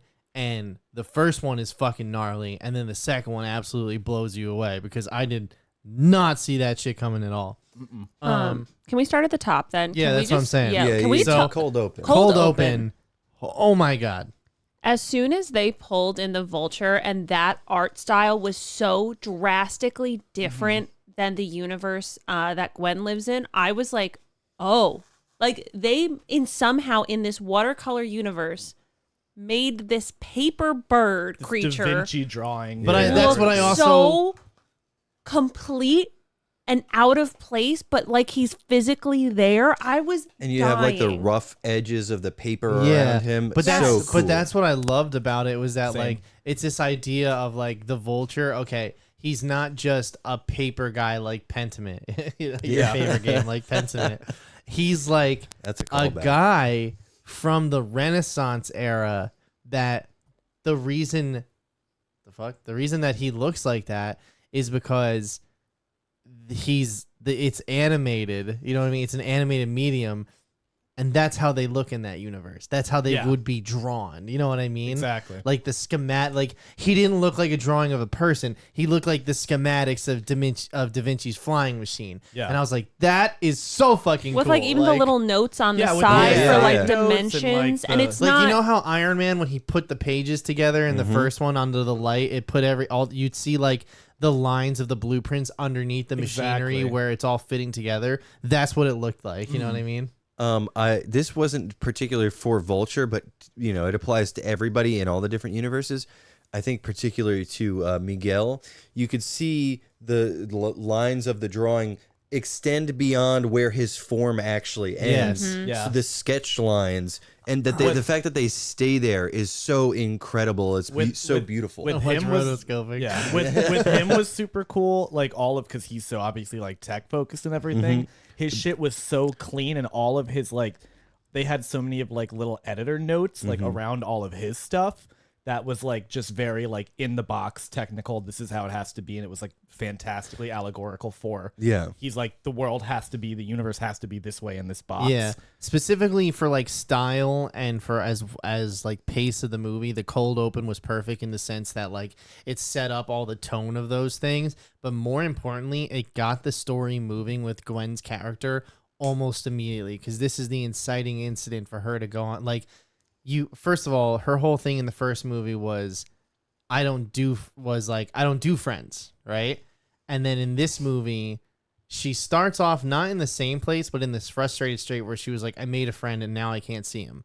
You know what I mean? and we learned why she And- doesn't want friends. Yeah. What was the reason again? Um, we'll right, get there. yeah, We'll we'll get get there. Yeah. But the thing is that like it start and like the whole idea with her and her dad and everything, it just starts off that storyline so perfectly while also introducing you to the physics of this world, the multiple worlds they go through, and the pace of the movie. It's like it's just so perfectly done. I was just like, that was easily the best cold open I've seen in my life. Well, I mean, we didn't even talk about just the drum solo opening.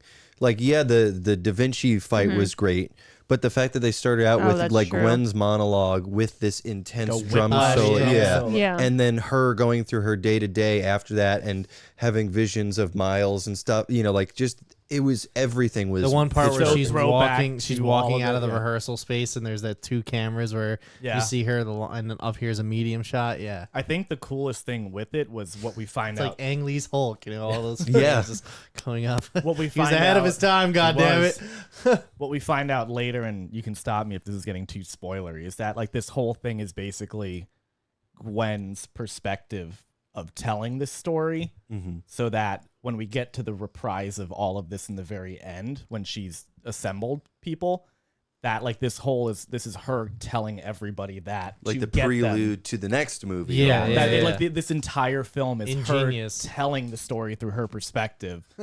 Actually, for a while there, after after the cold open and the title sequence, and we jump back into Miles, I kind of just didn't even realize how integral Gwen was going to be and how this is still pretty much her story. I thought it was like, okay, we're just checking in with her, and then we jump back into the story. Oh, bro. No, And it then is- even it when is- she's introduced back into Miles's world, I still didn't even catch on to how much it's like this is still her story. Yeah. This is. I flat feel out like both her of them narrating. got equally as much. I mean, like I feel like the perception is she has more to do because really she had less to do in the last Right. movie. Where I feel like now just her and Miles are on equal footing, which is good because she's not annoying. She's a really well written character. Yeah. Right. And I really do appreciate the fact that there was thought put into her character instead of like, because you want to know what, this movie is full of everything that what's it called, like woke Little Mermaid, right? They don't like Little Mermaid because it's woke. This movie has everything that you would have to like easy to point to and be like, look, it's woke, it sucks, right? But it's so good that you can't even do that. You know what I mean? She's got a Trans Lives Matter sticker on her door. And he's got a Black Lives Matter sticker Yeah. on his backpack. But that's the thing is that like even the people who would normally say the stupid shit like that can't even make that argument because this material rises above that so much. That's not the only thing. The difference is, and I'll point to the example of, I haven't seen Peter Pan and Wendy, but watching the trailer, there was one point where Wendy's meeting the Lost Boys, and a couple of them are girls, and she's like, "Lost Boys, you're girls," and they're like, "So what?" And it's like that whole like we're virtue signaling. Yeah. Whereas this is. It's a part of the world. It's not calling attention to it. It's Miles just who it is. would Yeah. have a Black Lives Matter sticker Yes. on his bag. Yeah. It's not just there because they're saying, hey, black people like our movie. It's just like, here's a character in New York. They're not pandering. They're not Yeah. pandering. That's They're what's just like, really this is a nice. part of the It's fabric of the reality. Miles is a three-dimensional, fully He's realized a three-dimensional, character. two-dimensional Yeah, character. that you feel for. You know what I mean? And 100%. the same thing with all of these characters. So, and like I said, it's like I said, there is no pandering here. There is no, because that shit does go on. But what I am saying is that this is so fucking good that you don't even get to hear that argument. And that is absolutely wonderful. Because it's not virtue signaling. It's not placed in arbitrarily to do whatever. You know, to seem To like pander. It's To to make pander the to world. us, yeah. It makes the world richer. Yeah. You're not just like, oh, And everyone okay. here is richer for it. Yeah. So, what was I gonna say? Sorry. So yeah, cold open. We move on with the story and everything, and like the whole thing with Miles is his whole thing is like he's trying to like tell his parents that he's Spider-Man, right? Which is like once again, that's nice that like it's still such a personal thing. Mm-hmm. You know what I mean? And then it's your Spider-Man at his best is a teenager struggling to keep up with the responsibility of Spider-Man, and a lot of the Tom Holland Spider-Man has kind of forgotten that, and that's why we're getting their reset with I feel like they thought they took care of it, and Yeah. that he's on the other side of it now. yeah. But it's like you took him from Underoos and immediately made him this overpowered tech suit Spider-Man. Yeah. And at the core, what people like about him is he's a regular kid struggling with now the burden. he is in the MCU. Yeah. They took away everything, Mm-hmm. and now he's jumping through snowy New Now he's York. Scarlet. And he- All right. So they end up going to the multiverse.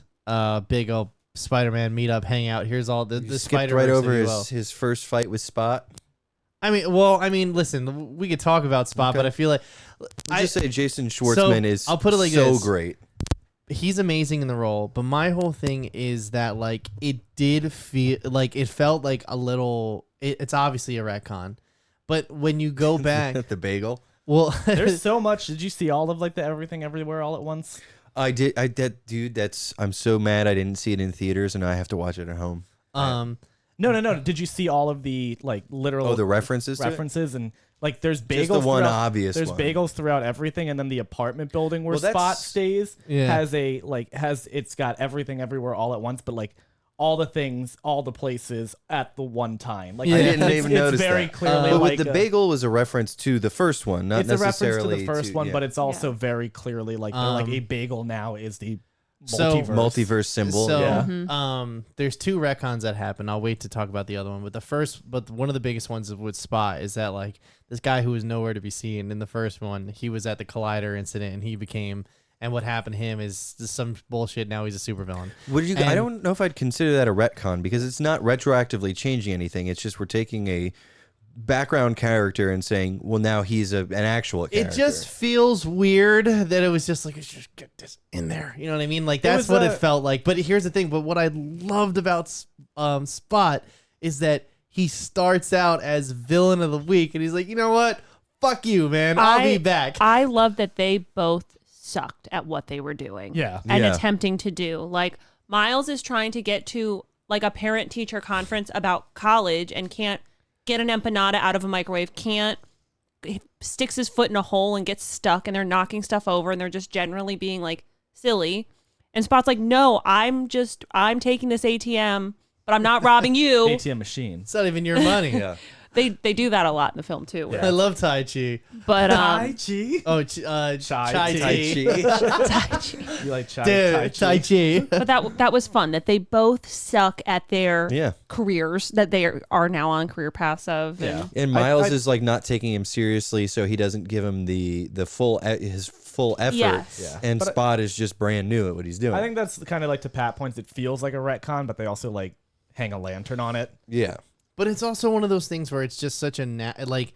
First of all, Spot, great choice. That he's a great choice. Nobody else ever chose him. Like specifically, not only for what they need him for this movie, but more along the lines of just like, we're gonna take a character who's not inherently like he's not good. He doesn't have like he does have revenge plans. He does want to go after Spider-Man because Spider-Man turned him, but ultimately, he's such a fucking loser at being a supervillain when he starts that like it's almost compelling. Like you're almost rooting for him. Yeah, You know what I mean? point. Later on. Yeah. And it's just his performance is so earnest where he's just like, hey man, I'm trying to figure this out too. You know what I mean? Like, that's what I really enjoyed about him the most was like, he didn't really dazzle. Like obviously some of his sequences with the visual effects, especially when he's juicing up, looks incredible. But he didn't really win me over with any like action sequences or choreo or anything. But it was just his demeanor as a character that I couldn't help but laugh. Well, I think that's like also like them. Like there's the joke in it too that he is a faceless villain. Yeah. That it's just like he is like, he basically is a faceless villain. Like you don't really need that could be anybody almost in this situation. They do a good job of letting you think that it's literally here's your villain of the week fight for the beginning, and then we'll introduce you to the big bad. Yeah, that is what it felt like because I was surprised that he stuck around so much like that. I know. We'll get him back. Like he'll come back. Oh yeah, especially with the way the movie ended for sure. All right, so now can we talk about the Spider-Man Citadel or Spider-Man Tower or whatever? The Citadel of Rick. Yes, pretty much. Man, I mean, talk about if you're a Spider-Man fan, you will lose your absolute shit because there was a lot of me going like, oh, there's that one. Oh, that one. I never seen that one before because here's the thing. I think what they've done is like they do the same shit that they did with Marvel movies where they're taking shit from the comics, but they're like, this looks good, and they'll recognize it, but we're going to change it to where it fits into our context. First thing that comes to mind with me was like Iron Man's bleeding edge armor. They used design from the comics in Civil War, but they actually gave him that armor in Endgame, so they had to change what it actually was. Yeah. You know what I mean? Where in this case, I feel like they took like the 12 Spider-Man designs, like 12 or 15 most popular Spider-Man designs, and they all got features. And they all got one line to say in front of you. Everybody else is like some B-tier Spider-Man shit or some shit that they just made up. Yeah. Because like some of that shit I've never seen before in my life. They were all creative and they were all really fun. And like they obviously like all like took a lot of time to do. But man, fucking like how many times did you see Insomniac Spider-Man? How many times did you see Ben Reilly? How many times did you see the one that was voiced by Drake Bell had a role, but they changed the voice actor. Oh, they Spectacular did. Spider-Man. Yeah, Spectacular Spider-Man. He showed up at one point. That was voiced by Drake Bell? It's either him or it's in another one. I don't think one. it was Spectacular. Drake Bell is one of them. Yeah. But either way, Insomniac Spider-Man, that's actually Yuri, the guy who plays him. Yeah. When he's like the video game one. Yeah, the video game one. And then the guy in the box next to him is the Green Goblin from the Atari version. I was like, that's a fucking throwback right there. And then who saw fucking what what's his name? Donald Glover. Donald Glover as the Donald Glover. Prowler coming because he Fucking plays incredible. he plays the Prowler in the MCU version. Yeah. In the MCU, he mentions his nephew For that Miles. one Yeah. scene. Yeah. Well, because originally he was supposed when he was younger, when he was doing Community, he was set up to be like they were developing a movie around him for Miles Morales, but Yeah. it never got off the ground. Spider-Man went to the MCU. They couldn't have 2 live action Spider. So And basically, they show that Community scene in Yes, the first yup. episode. In the first, yeah. it's on the background of his uncle's TV. so he grows up. So he grows out of the role, and then There was him, a whole campaign too, like the community fans made it. It was like hashtag Donald for Spider-Man. he also voiced him for some animated. Well, thing. no, he voiced Miles. Yeah, for Miles, for an yeah. animated show. But then, as he grew up, they were like, well, now you can't play this role. So how about Uncle Aaron, the Prowler? So they gave him that in the MCU. And I think, although it's a really nice cameo, and I think it's really funny, and like it's just nice to see that he's game to like do it. Yeah. It is also kind of fucking weird how like Sony is still trying to hang it like the hitch to Marvel. You know what I mean? They're To be- really trying. Well, you they know, also I'm glad that they're taking kind of like pot shots at Marvel too. It's like, don't even get me started on the what's his name, Doctor Strange and the that kid dork. from- Yeah, he shouldn't be a doctor. But that's the other thing too. They mentioned the universe name of 919 999. 999, Yeah. whatever the MCU code is. But in Doctor Strange, that Mysterio. No, the chick says it's it's 616, Yeah. which Oh, is yeah. technically the comic book And doesn't timeline. also Mysterio calls it 616 as well. Yes. But that's Sony, so No. No. Well, Spider-Man. that yes, but remember he turns out to be lying and doesn't know a thing about the multiverse at right, that point. but I Oh, didn't right. realize So- that also this other Yeah. character had done it. So that's we're like we don't know what's what. pretty much like it's just all up in the air. And like I said, I think it's kind of like that was nice and it felt earned and it was earnest, because like if there's a time to show it, now is. But once again, it's still weird that they're like, yeah, we're just gonna tie up to this real quick and be like, we're the MCU, everyone. You know They do what what I they mean? can. That really was them doing what they can. I think references are fine. It's not like they're trying to interconnect. They're trying it's to a take plot multiverse. beats, The yeah. Venom thing, it's like, hey, back the fuck off. That was so weird that they also consider when they're talking about the canon points that Venom is a canon point. Right? Yeah, I And I noticed was, that. and I was like, the Venom when does movies. it? So, When does it mention when- Venom? when- you know when he's Spot goes through the one and he's in the convenience store with the and Mm-hmm. she's like whatever and he's like, is this not the weirdest thing that's happened to you?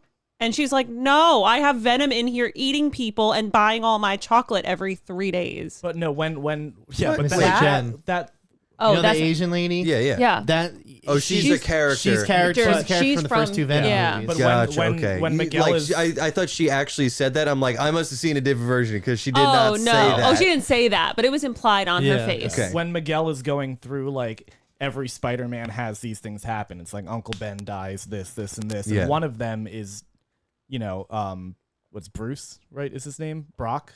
Eddie Yeah. Brock. Eddie Yeah. Brock. When Brock becomes like gets infected by the symbiote, I was like, that's weird for Sony to do when they literally did not include Spider-Man in any of the Venom movies. Well, especially Yeah. also too because Venom is not like a legacy character. He came about in like the 90s. He came out in the 90s and he was never really that deep. He just had a cool design. I was like, is this Sony just really trying to be like, guys, Venom? Like, Yeah. Do we want Hey to? man, don't fucking joke. That movie, both those movies made like $800 and $900 million. Okay, And that means they're good. Mike, domestically, that's doing know. business on the level of Star Wars. still shit. Yeah, I don't disagree. Like I love the carousel of directors. Everybody's first ride is on the Venom movie. It's because some producer's making it behind the scenes. Yeah, you know what I exactly. mean? Well, okay, so Hold on, real quick, the Lego animation. See, that's That what I was was- getting. I have the list of cameos thing, but dude, Yeah. I would kill for a Lego Spider-Man movie. Do you know 'Cause- that was done by a 14-year-old? What?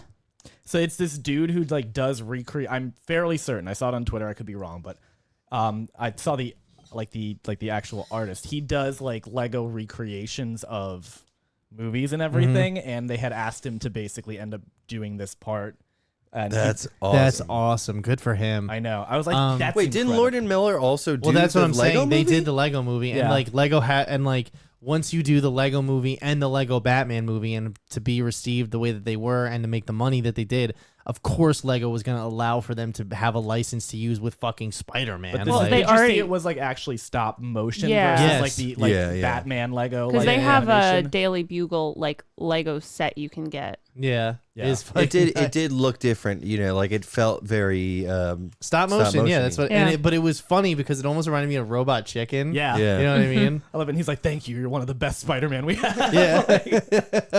I love that. I love it. Because it's like, there's like that weird, like Will Ferrell humor from like the Lego movies that like, there's an overhang of that a little bit in Will this, Arnett, yeah. but it's dialed back a bit. You know what I mean? Yeah. No, Will Ferrell was was Mr. President in the Oh, first one. okay, I'm You know sorry. what I mean? Like, if someone would say something outlandish or like be really weird in a scene, but like, they wouldn't draw attention to it. Like it was just the story would keep moving. That's what I really liked. Yeah. So I do have a list of some Spider-Man cameos from the Citadel scene. Now there is the definitive list with over, I think it's like something like 200 fucking, but we're not gonna just do do that. the hits. So we're gonna do the hits. So obviously we have live action Prowler, Donald Glover. With one we didn't mention was Andrew Garfield's Spider-Man crying over dead Captain Stacy. Captain Stacy, Dennis Leary, Toby. Tobey Maguire's Spider-Man shows crying up. over dead Uncle Uncle Ben. Ben. Yep. Tom Hardy's Venom universe. Obviously, we saw with Mrs. Chen. Unfortunately, Doctor Strange and Tom Holland are called out at one point, straight up to break the fourth wall. Like again, Doctor Strange and Tom Holland. Yeah. Not Spider-Man. Dude, that's Doctor Strange and Tom Holland. So then, Spectacular Spider-Man. As we said, dude, I love how I get that. The scene is fine, but I'm telling you, they did not plan on using Spectacular Spider-Man, and they saw the fan outcry and were like, all right, let's give this guy one fucking line, okay? Yeah. Like, What moment did he have? he was the one who randomly walked up and was just like, yeah, Miles, we have to arrest you. it showed it was in one of the canon events. Was with what he's talking to Aunt May. No, it was there is a scene like that, but there's a scene where they're all standing and like when they're all Yeah. ganging, he steps up and says something at one But point. yeah, he says it because he's in one of the canon Yes, event yeah, things. exactly. Then J.K. Simmons is J. Jonah Jameson. I love how they're using him across any And he was in the universe. Lego universe too. Yeah. Right? Any instance Well, of his character is his They voice. just use the Oh, right, the right. Spider-Man audio, too, yeah. Mahershala Ali's Prowler obviously makes a appearance in the Spider-Man whatever, the Citadel of Ricks, but he's also in Later on. he makes a comeback. Spider-Ham, Spider-Man, Noir, and Penny Parker. Obviously, as we said, like the movie's told from their perspective, told from Gwen's perspective. Like this is the story of how I got here, how I met your mother, pretty much. So it's good to see none of them that- back. Spider-Ham none of them- doesn't say anything because when they were making this, John Mulaney was in rehab and I was raising a gonna say, he baby. didn't say anything. Nicolas Cage also didn't say anything either. Nope. So He's probably He's over it. doing a whole no. I imagine that their voices will be in the Come back next to the one. next one. Yeah, but I think for this Potentially. one they just didn't need them. So those are some of the bigger hits. Obviously, there was Scarlet Spider 2. We talked about the Insomniac Spider-Man had a few moments that were really cool. I think it was weird they didn't show any actual Tom Holland. I'm telling you, bro, the next one's called Beyond the Spider-Verse, and they're absolutely gonna bring the man born to play Spider-Man. Like, Valid. So you said it right, Scarlet Spider, Andy Samberg. Yeah. That was so fucking funny. I know. I couldn't believe. So moody. And like, well, that's the thing is my that was the rippling body. that was the 90s, man. Was it like he was like the monologuing, like Yeah. everything's so serious. the type of- wall is to my left. Yeah. And this other wall is here, but there's an anomaly in front of it. yeah. So then, what's the next big event that happens in Do the we movie? want to talk about like what the canon events are and how that gets set Yeah, off? actually, let's go. So specifically for the Citadel is where he learns about the interconnectivity of the Spider-Verse. Like, Well, he learns Well, about that before in, that, in when- Moonbatten, Mumbattan, Well, that's what- yes. well, which I thought was this all ties in together, I kind think. of lazy. The Mumbattan shit? Yeah, I thought that was a bit uninspired, personally. Really? I'd like. In it what was- way? It just felt like kind of like they could have picked anywhere to throw it. They picked there, and then they didn't build it out in like a. Like you didn't get to explore the world really. It just felt like New It felt- York, it but with felt like a like- skin change. Yeah, it felt like in Doctor Strange where it was like we can go anywhere, and then he didn't go anywhere. Yeah, yeah. It felt like in this similar kind of vein with that. The dude who plays that is the guy who plays the driver in Deadpool. I was about to say Oh, yeah? that. Yeah, I don't think Yeah. we brought that up on the Yeah. cast since this is technically a spoiler, but Karan Sony is the cab driver from Deadpool 1 and 2. Yeah, he gets to voice Yeah. that Mr. Spider-Man. Poole. Yeah, He's in Deadpool 3 too. So Yeah. I'm Yes. glad to He's a see great that character. he's working in the MCU. I thought his Spider-Man was absolutely hysterical with the I wake up, my hair is perfectly coiffed. I don't want to get too big so I don't work out. And like I was like, that's funny. Like I needed a good laugh, and then like it's all the more hysterical with that actor being like 100 pounds wet, like Yes. skinny, Yeah. like and then as soon as I saw that bus going off the bridge, I'm like, oh God, he can't do both. He can't do both. Well, And I'm 'cause having flashbacks. I saw Yep. one of their readers said like Canon Event Incoming, imminent or something, and I was like, oh, his girlfriend's gonna I was die. like, that chick's dead. Yeah. But Also, we haven't touched on this. I meant to bring it up sooner. The action, you always talk about choreographed action set pieces. Fucking flawless, every single one. Like I was just so caught up in every moment, and I always had a good sense of geography and what was going on. And they were just like the fight with Spot in the beginning. It just like really set a good pace because it was silly, but also a great action. I will- piece. Yeah. well, that's what I was thinking when we were watching the movie. Is that like Marvel has all of its characters, DC has all of its characters, Sony has Spider-Man and all the Sony characters, and I think they're figuring out after these last two movies that maybe it's not the villains we want to make movies about. Maybe we want to make movies about all of the Spider-Men. Yeah. Like, because remember No Way Home, like when they fucking ran off that fucking ledge together and the three of them spun and fucking swung off of each other and like slingshot. I was just like, Yeah, I everyone remember was even like- Liz in the movie theater looked at me and was like, this is awesome. Like, I was like, oh, yeah, this is, I cannot disagree. She wouldn't have been able to say that to you if you were sitting with us. I know on the front. that's true. This is awesome. Quiet. Shut up. So then Security. in this movie, although there was obviously cheers for Donald Glover, but there was no big like cheering, screaming moments, right? But this movie, I got that same feeling when in that scene specifically when the building starts coming down, and they're like, "You two clear the path. We'll stop the building," and they all jump out and they all use their Spider-Man powers like differently to do different. I was like, it's so great. cool. It's every variation of every attack, jump, swing Well, you 'cause could it's think also- about, it's and it also feels set so up. weighty and Yeah. like it feels so lived in and grounded, but also still fantastical, and it dazzles you. It's unreal. Yeah, this is like when we were talking about before how it's like a perfect movie in the way it sets things up and like introduces little bits and then reintroduces them. Like it's basically just a big scale of the like Guggenheim first museum scene, like where they're trying to stop the helicopter from crashing on everybody, Exactly. and they're all like kind of like working together. It's just like they keep taking things little and then blowing them out, and it makes it like really, really, really like you just get to see the growth across the film. Yeah, It's and everybody's different, unique It's styles. Schrodinger Spider-Man, Yeah. or isn't. Or is So dead. around this point, we were also introduced to Hobie, and he's just like cool punk rock, Sex Pistols. Sex Pistols Spider-Man, and he's He looked like a Sex Pistols poster. the yeah, entire he looks movie. like a bunch of posters Yeah. put together. Yeah. But He looks like flammable animals at Brighton Bar with a pirate drinking on a fucking poster. so Hey man. to your point of setting things up perfectly, I can't get over how fucking perfect it was when Miles is trying to pull the energy from the shield, and Hobie says, "You got not just your fingertips, use your whole palm." And then that comes around back later when he's sucking the energy from Miguel, and he uses his whole hand. Yeah. and it's like there's so many of those nice Yeah. little moments with like the Schrodinger's palm. Yeah. Yeah. And when he's like stealing all the little parts when they go to the Yep. first thing, and then you realize later he makes his own bracelet Yeah, out yeah. of them. Like, it's just like It's everything it's- is so, like I said, pixel by pixel. My line for this is always it's falling with style. Like It when is I was falling with when I style. was a kid, that's the first one I remember. The first Chekhov's gun, so to Yeah. speak. Where is it as cool as it's falling with style? And in this context, yes, it is. So once again, flawless execution on those character moments. I really appreciated them.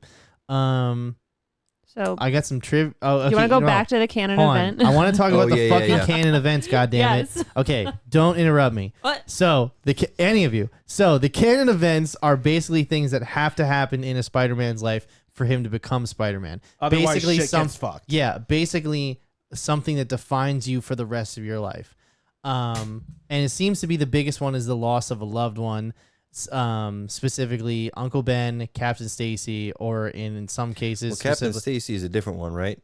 Well, no, they're all canon events. For like yeah, it depends. It depends. Yes, Well, yes, but but those are two different. I would say because there's the death of a loved one and the death of a usually authority figure, police officer that you're close to. Yeah. So that's when the character reveal. That's when the reveal comes that Spider-Gwen's life event was she killed Peter Parker. Yeah. In her universe, and that's why she doesn't want to get close to people because she's a monster. Because she's a monster. Well, yeah, that Peter Parker monstified himself. Also, it was super cool when they were doing that montage and they see him when it's the Halloween for the family. He's in a lizard suit. He's dressed as like a reptile. Yeah. Nice. I was like, look at that. Yeah. Check out. We're not aiming for the truck. Yeah. I'm trying to think of what. And then so Miles in this case. His is supposed to be that his uncle won, and that his dad is supposed to die, because the revelation comes that Miles is actually an anomaly because the spider that bit him is from a different multiverse. He was never supposed to be Spider-Man, and the only reason the Spider-Man who in his universe, the only reason he died was because he got in the way. And you guys know who played that Spider-Man, right? Which the one from Miles' universe, like the cool one, the one with the blonde hair, the one in the very beginning of the first movie. Yeah, it was Chris Pine.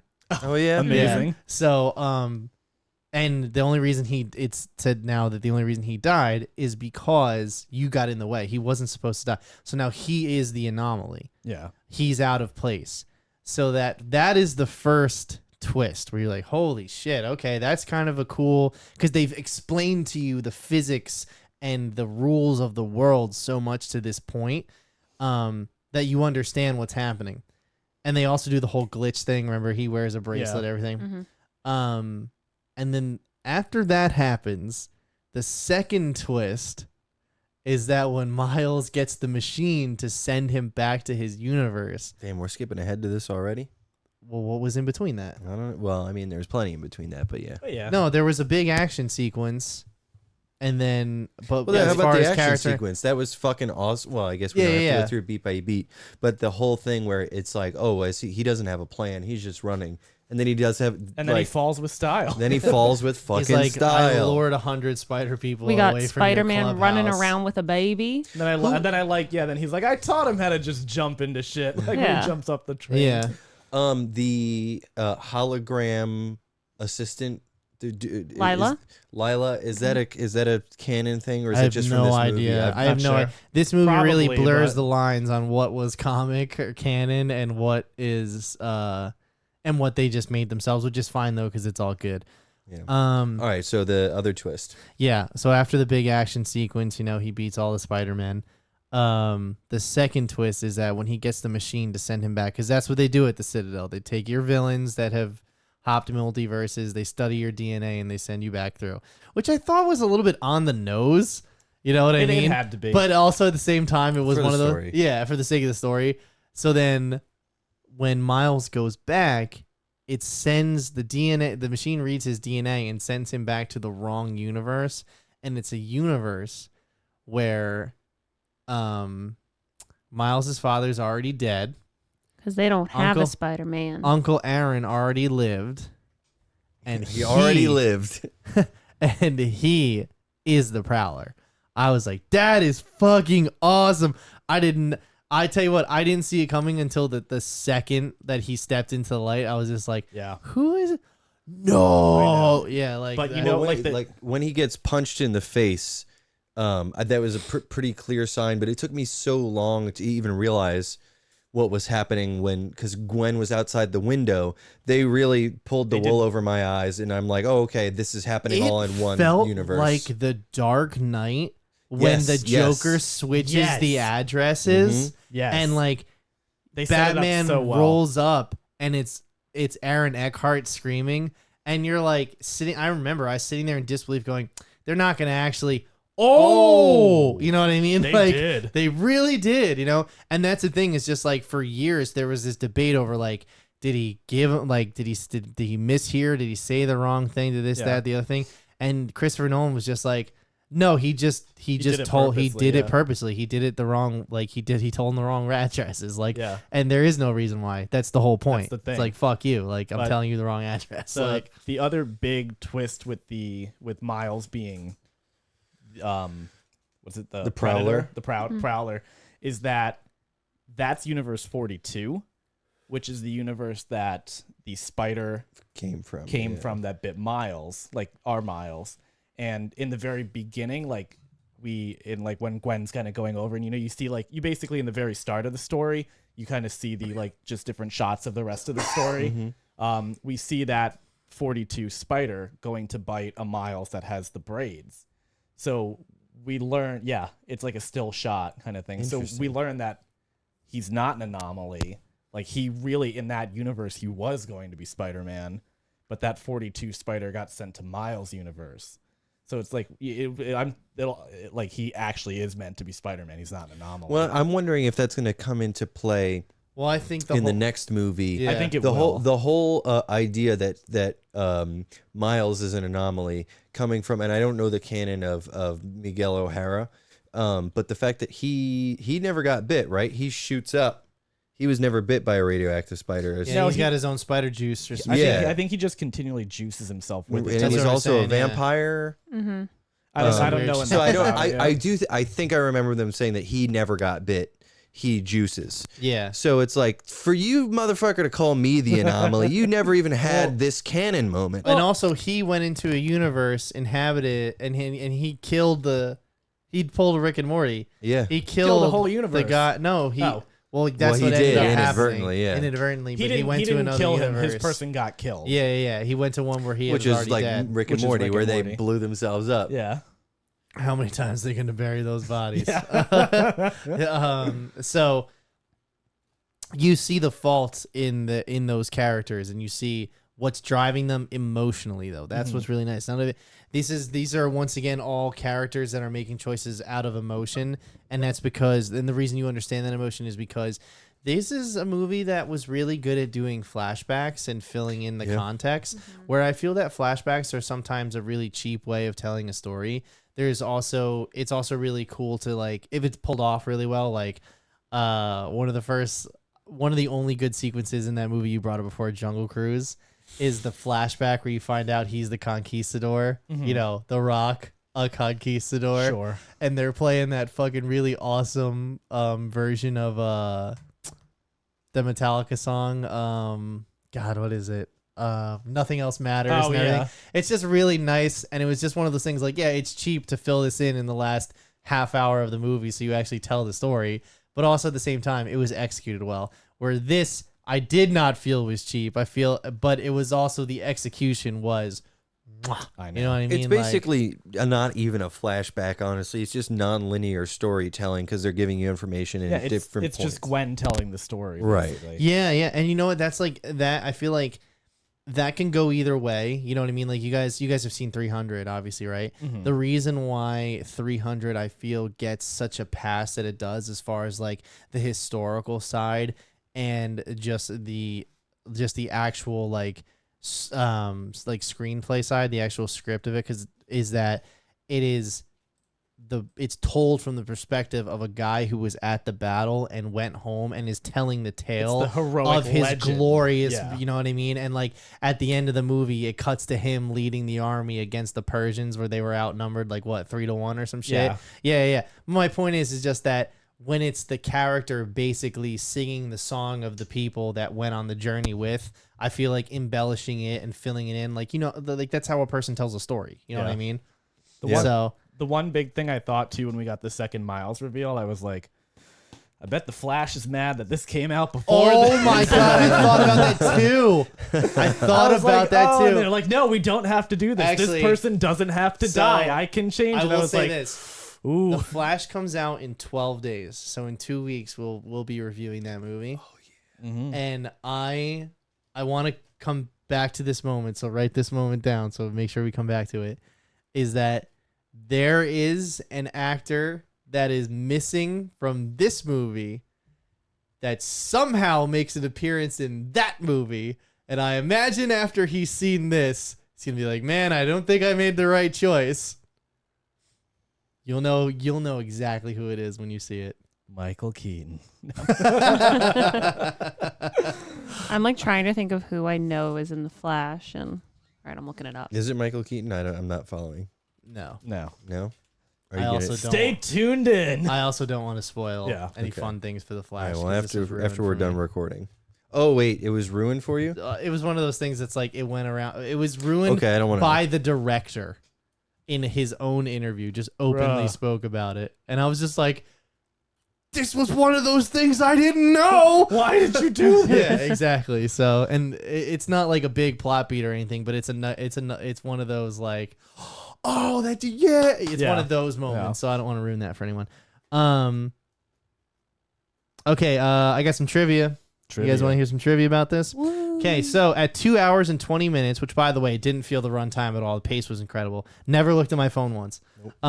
It's the longest You animated. looked at that kid's phone though. 3 seconds. How could I? How could I not? It's the longest animated American film to date, beating the previous record holder from Consuming Spirits, which came out in 2012, by 4 minutes. Guys, Avatar. Avatar. It's not animated. That's Is this animated. Come on. Who's got a longer reel? Hit this movie or Christopher Nolan? Christopher Nolan, unfortunately. Genki is seen playing Insomniac's Spider-Man 2 on the TV in his dorm room. So he's actually playing stuff from the game that's coming out this fall. Which, by the way, did you guys see the footage of that? Did we talk about that on this? I don't know if we talked about it on this, but He also said he's not. Wait, the, did we he's not? not So he's not the dude in the He's chair. not his man in the chair, which Ned was. which Ned says to Tom Holland's yeah. Spider-Man. and Ned is just janky, basically. Yeah. Production on the film was only completed on May 30th of 2023, 13 days before they opened. How? It's probably like post-production, but I also think that was written on the IMDb when this was still supposed to be 2 parts. You know what I mean? And that I think that's them finishing up the end of part 2. That would make sense. You know what I mean? Because that's ridiculous. There's no way it took 5 years for one of these. I also have tweets for you guys, for me to go through too. Production on this, so this is the largest animated production to date, requiring over 1,000 animators to work on, working on 240 separate characters and 6 different detailed universes. Wild. All right, let me get the tweets out here. All right. So these range from, there's peaks and valleys. Some of them are amazing, some of them are. Because this lets you guys know that the next one of these comes out March 10th of 2023. So only 10 months away, we'll have another one of these. So then we have, it's kind of wild how Sony has been reaching down for the back of the sofa for B-tier Spider-Man villains to make movies about when Spider-Man 2099 is right there. You know what I mean? They could really just make a movie out of him. He's good. I like him. And who's to say they won't? I think Across the Spider-Verse needs to be a game ASAP. You can't tell me that Sony isn't looking at that and thinking, what if? I think that as soon as they're done with the Insomniac trilogy, there will be a Spider-Verse video game. And I think they'll learn their... You know what? The Spider-Verse looter shooter would be the only looter shooter that would work, because all the characters have all the same powers. You know what I mean? Like, I feel like honestly, if they're gonna go for it for a 4th time, really give it your all, go with Spider-Man, because they all do the same shit. That'd be fun. Me seeing to be continued at the end of Across the Spider-Verse, being on the edge of my seat. That was probably me, like, at the last 10 this. minutes when I realized, I was like, oh, that's right, we are not wrapping this up. Sacrificed. Well, that was the thing. I forgot, again, that this was going to be 2 parts, and then I was like, I had looked at my phone. Damn, this finale. Dead ass. I looked at my phone, I was like, shit, I've been in here for like 2 hours and 15 minutes. I was like, what do we have, 5 minutes? I'm gonna wrap this up real quick. Me watching to be continued. The white noise. Across the Spider-Verse. It's my first day at Spider-Man school. I hope they don't realize my parents are alive. Amazing. Across the Spider-Verse stories. Movies where bagels ruined a bunch of people's lives. Aw. Yeah. Sure did. No one, absolutely no one. Spider-Man Across the Spider-Verse. Spider-Punk. Spider-Punk. The instigator. Instigator. Across the Spider-Verse is so overrated and it's just fan service. God, it is so not. That's it's the most masterful Yeah. use of. Yeah, the post-credit scene. Nothing. No, nothing. I was so surprised there wasn't a post-credit scene. Did you stick around? Well, No, I Googled on my I always phone. Googled now. It's like, is it when worth the even when the staying? credits come up, I always pull it up. I I just watched- stuck around for watched- the credits because they Yeah. were Oh, I awesome. watched them yeah. too. Yeah. Yeah, I watched when it got to the title card, and then we left. Yeah, same. Finished Across the Spider-Verse. Those bastards really did it. Me leaving the theater realizing Across the Spider-Verse is an all-time masterpiece. I know Jessica Drew baby look like a scrambled egg. Honestly, that was I said to Alexis the only critique I would have is that it's like you have a baby and a pregnant woman in these giant large scale battles. Like I will say this: Super baby. seeing a pregnant woman jump around on screen and Ride a motorcycle.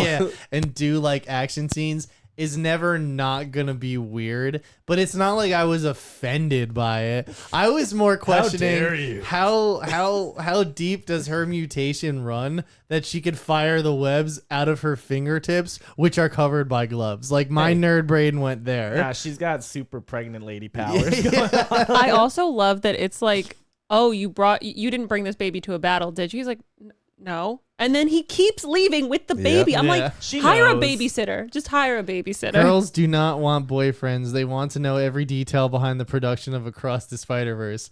Hobie took 3 years to animate. What the fuck? Makes Yeah. sense. Yeah. They had to go and cut all those posters off. I'm giving y'all until tomorrow to watch Across the Spider-Verse. And then I am not the same person I was 2 hours and 16 minutes ago. Yeah. And I agree. I watched that It's movie changed. and I was like, wow, I am like, I'll put it like this. I feel like when I watched No Way Home, I feel like the intent behind that movie was we're going to be the best Spider-Man movie ever. While there's a moment in that movie where the three Spider-Men share a moment that makes you realize that, oh, they do know what they're talking about. You know, when on the rooftop Yeah. and they're all talking about how they lost people.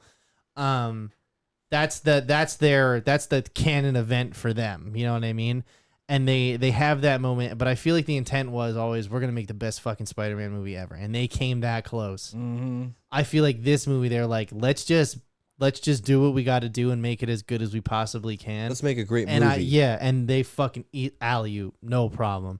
And this right here sums Bang. it up for me. But yeah.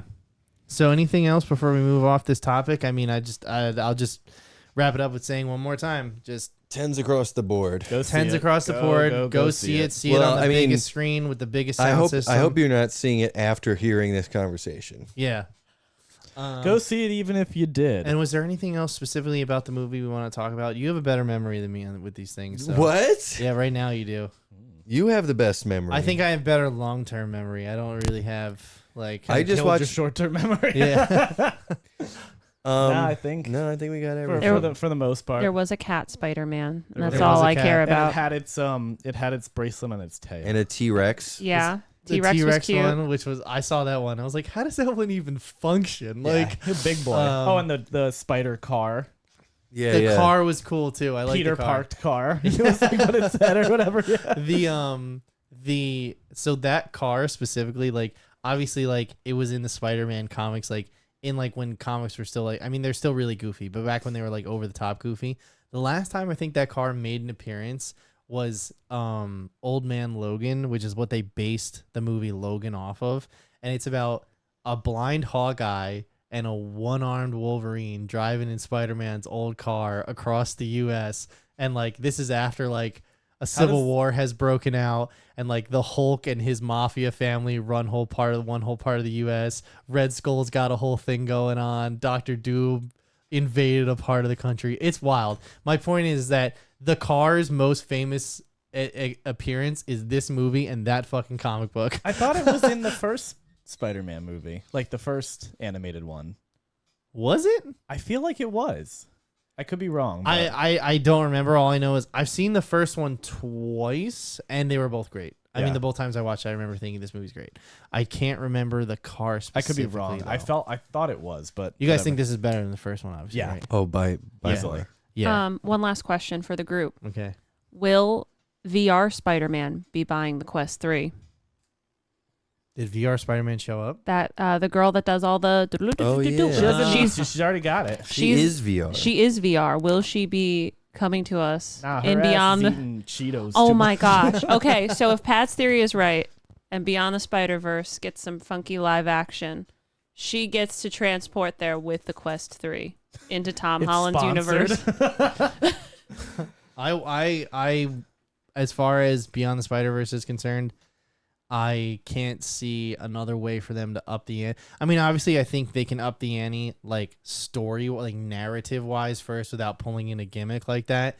But I can't see a way where they don't really go over the top for the third one without doing some sort of live action thing. Like, obviously, they did the whole archival footage and they, like, keyed Andrew Garfield out and everything. Yeah, But I mean, like, shoot some new stuff. they probably will. You know what I mean?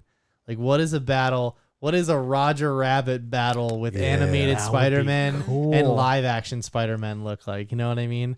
Does like when you pull Miles Morales into the real world, is it Samik Moore now?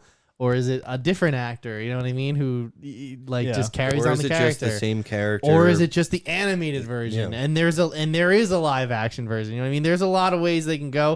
And there's a lot of ways they can make it stupid. But after the first one being as great as it was, and after this one being pretty much perfect, I have full faith that it's Same. going to be amazing. And I heavily anticipate March 2023. Random thing that I forgot to mention earlier. Random. Definitely, Spot had a lot of Dr. Manhattan shit going on. Yeah. Totally felt that kind of vibe. Oh yeah. Yeah, I agree. All right. Anyone else? We got anything? Nothing? Ain't got nothing. Is it that time of the night? It's that time, Nicholas. Do it. Oh yeah, it's the clip of the week. Oh, it's the clip of the week. It's the clip of the week. Yo, turn up my headphones. Turn down my headphones. Shit, that's loud. Okay. Oh, man. This. Oh no. Someone gonna Oh, get no. hurt. Is this copyrighted? I don't know. The Okay. music? Might as well turn the music off. Oh! Where'd the dog come from?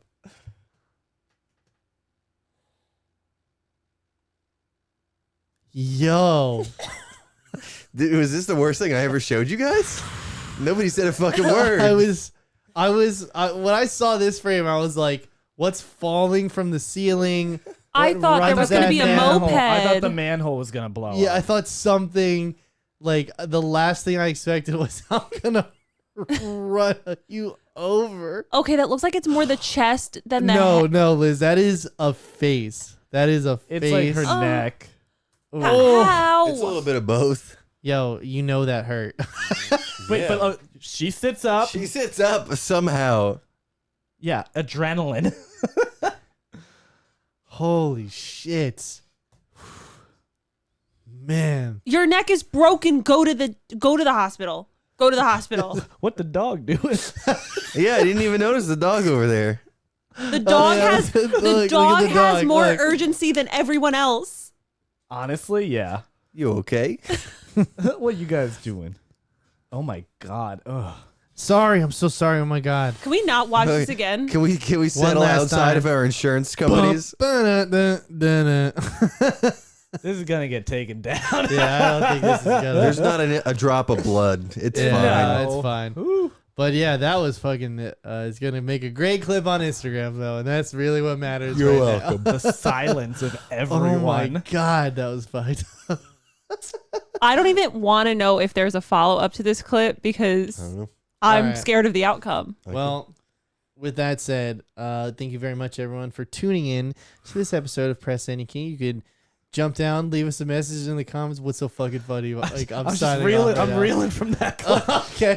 In the comments, tell us what you thought of that clip. Jump in a conversation with us on Discord. You can find us on any social media at Press Any Key .tv, and then yeah, we will we'll see you next week. Bye bye.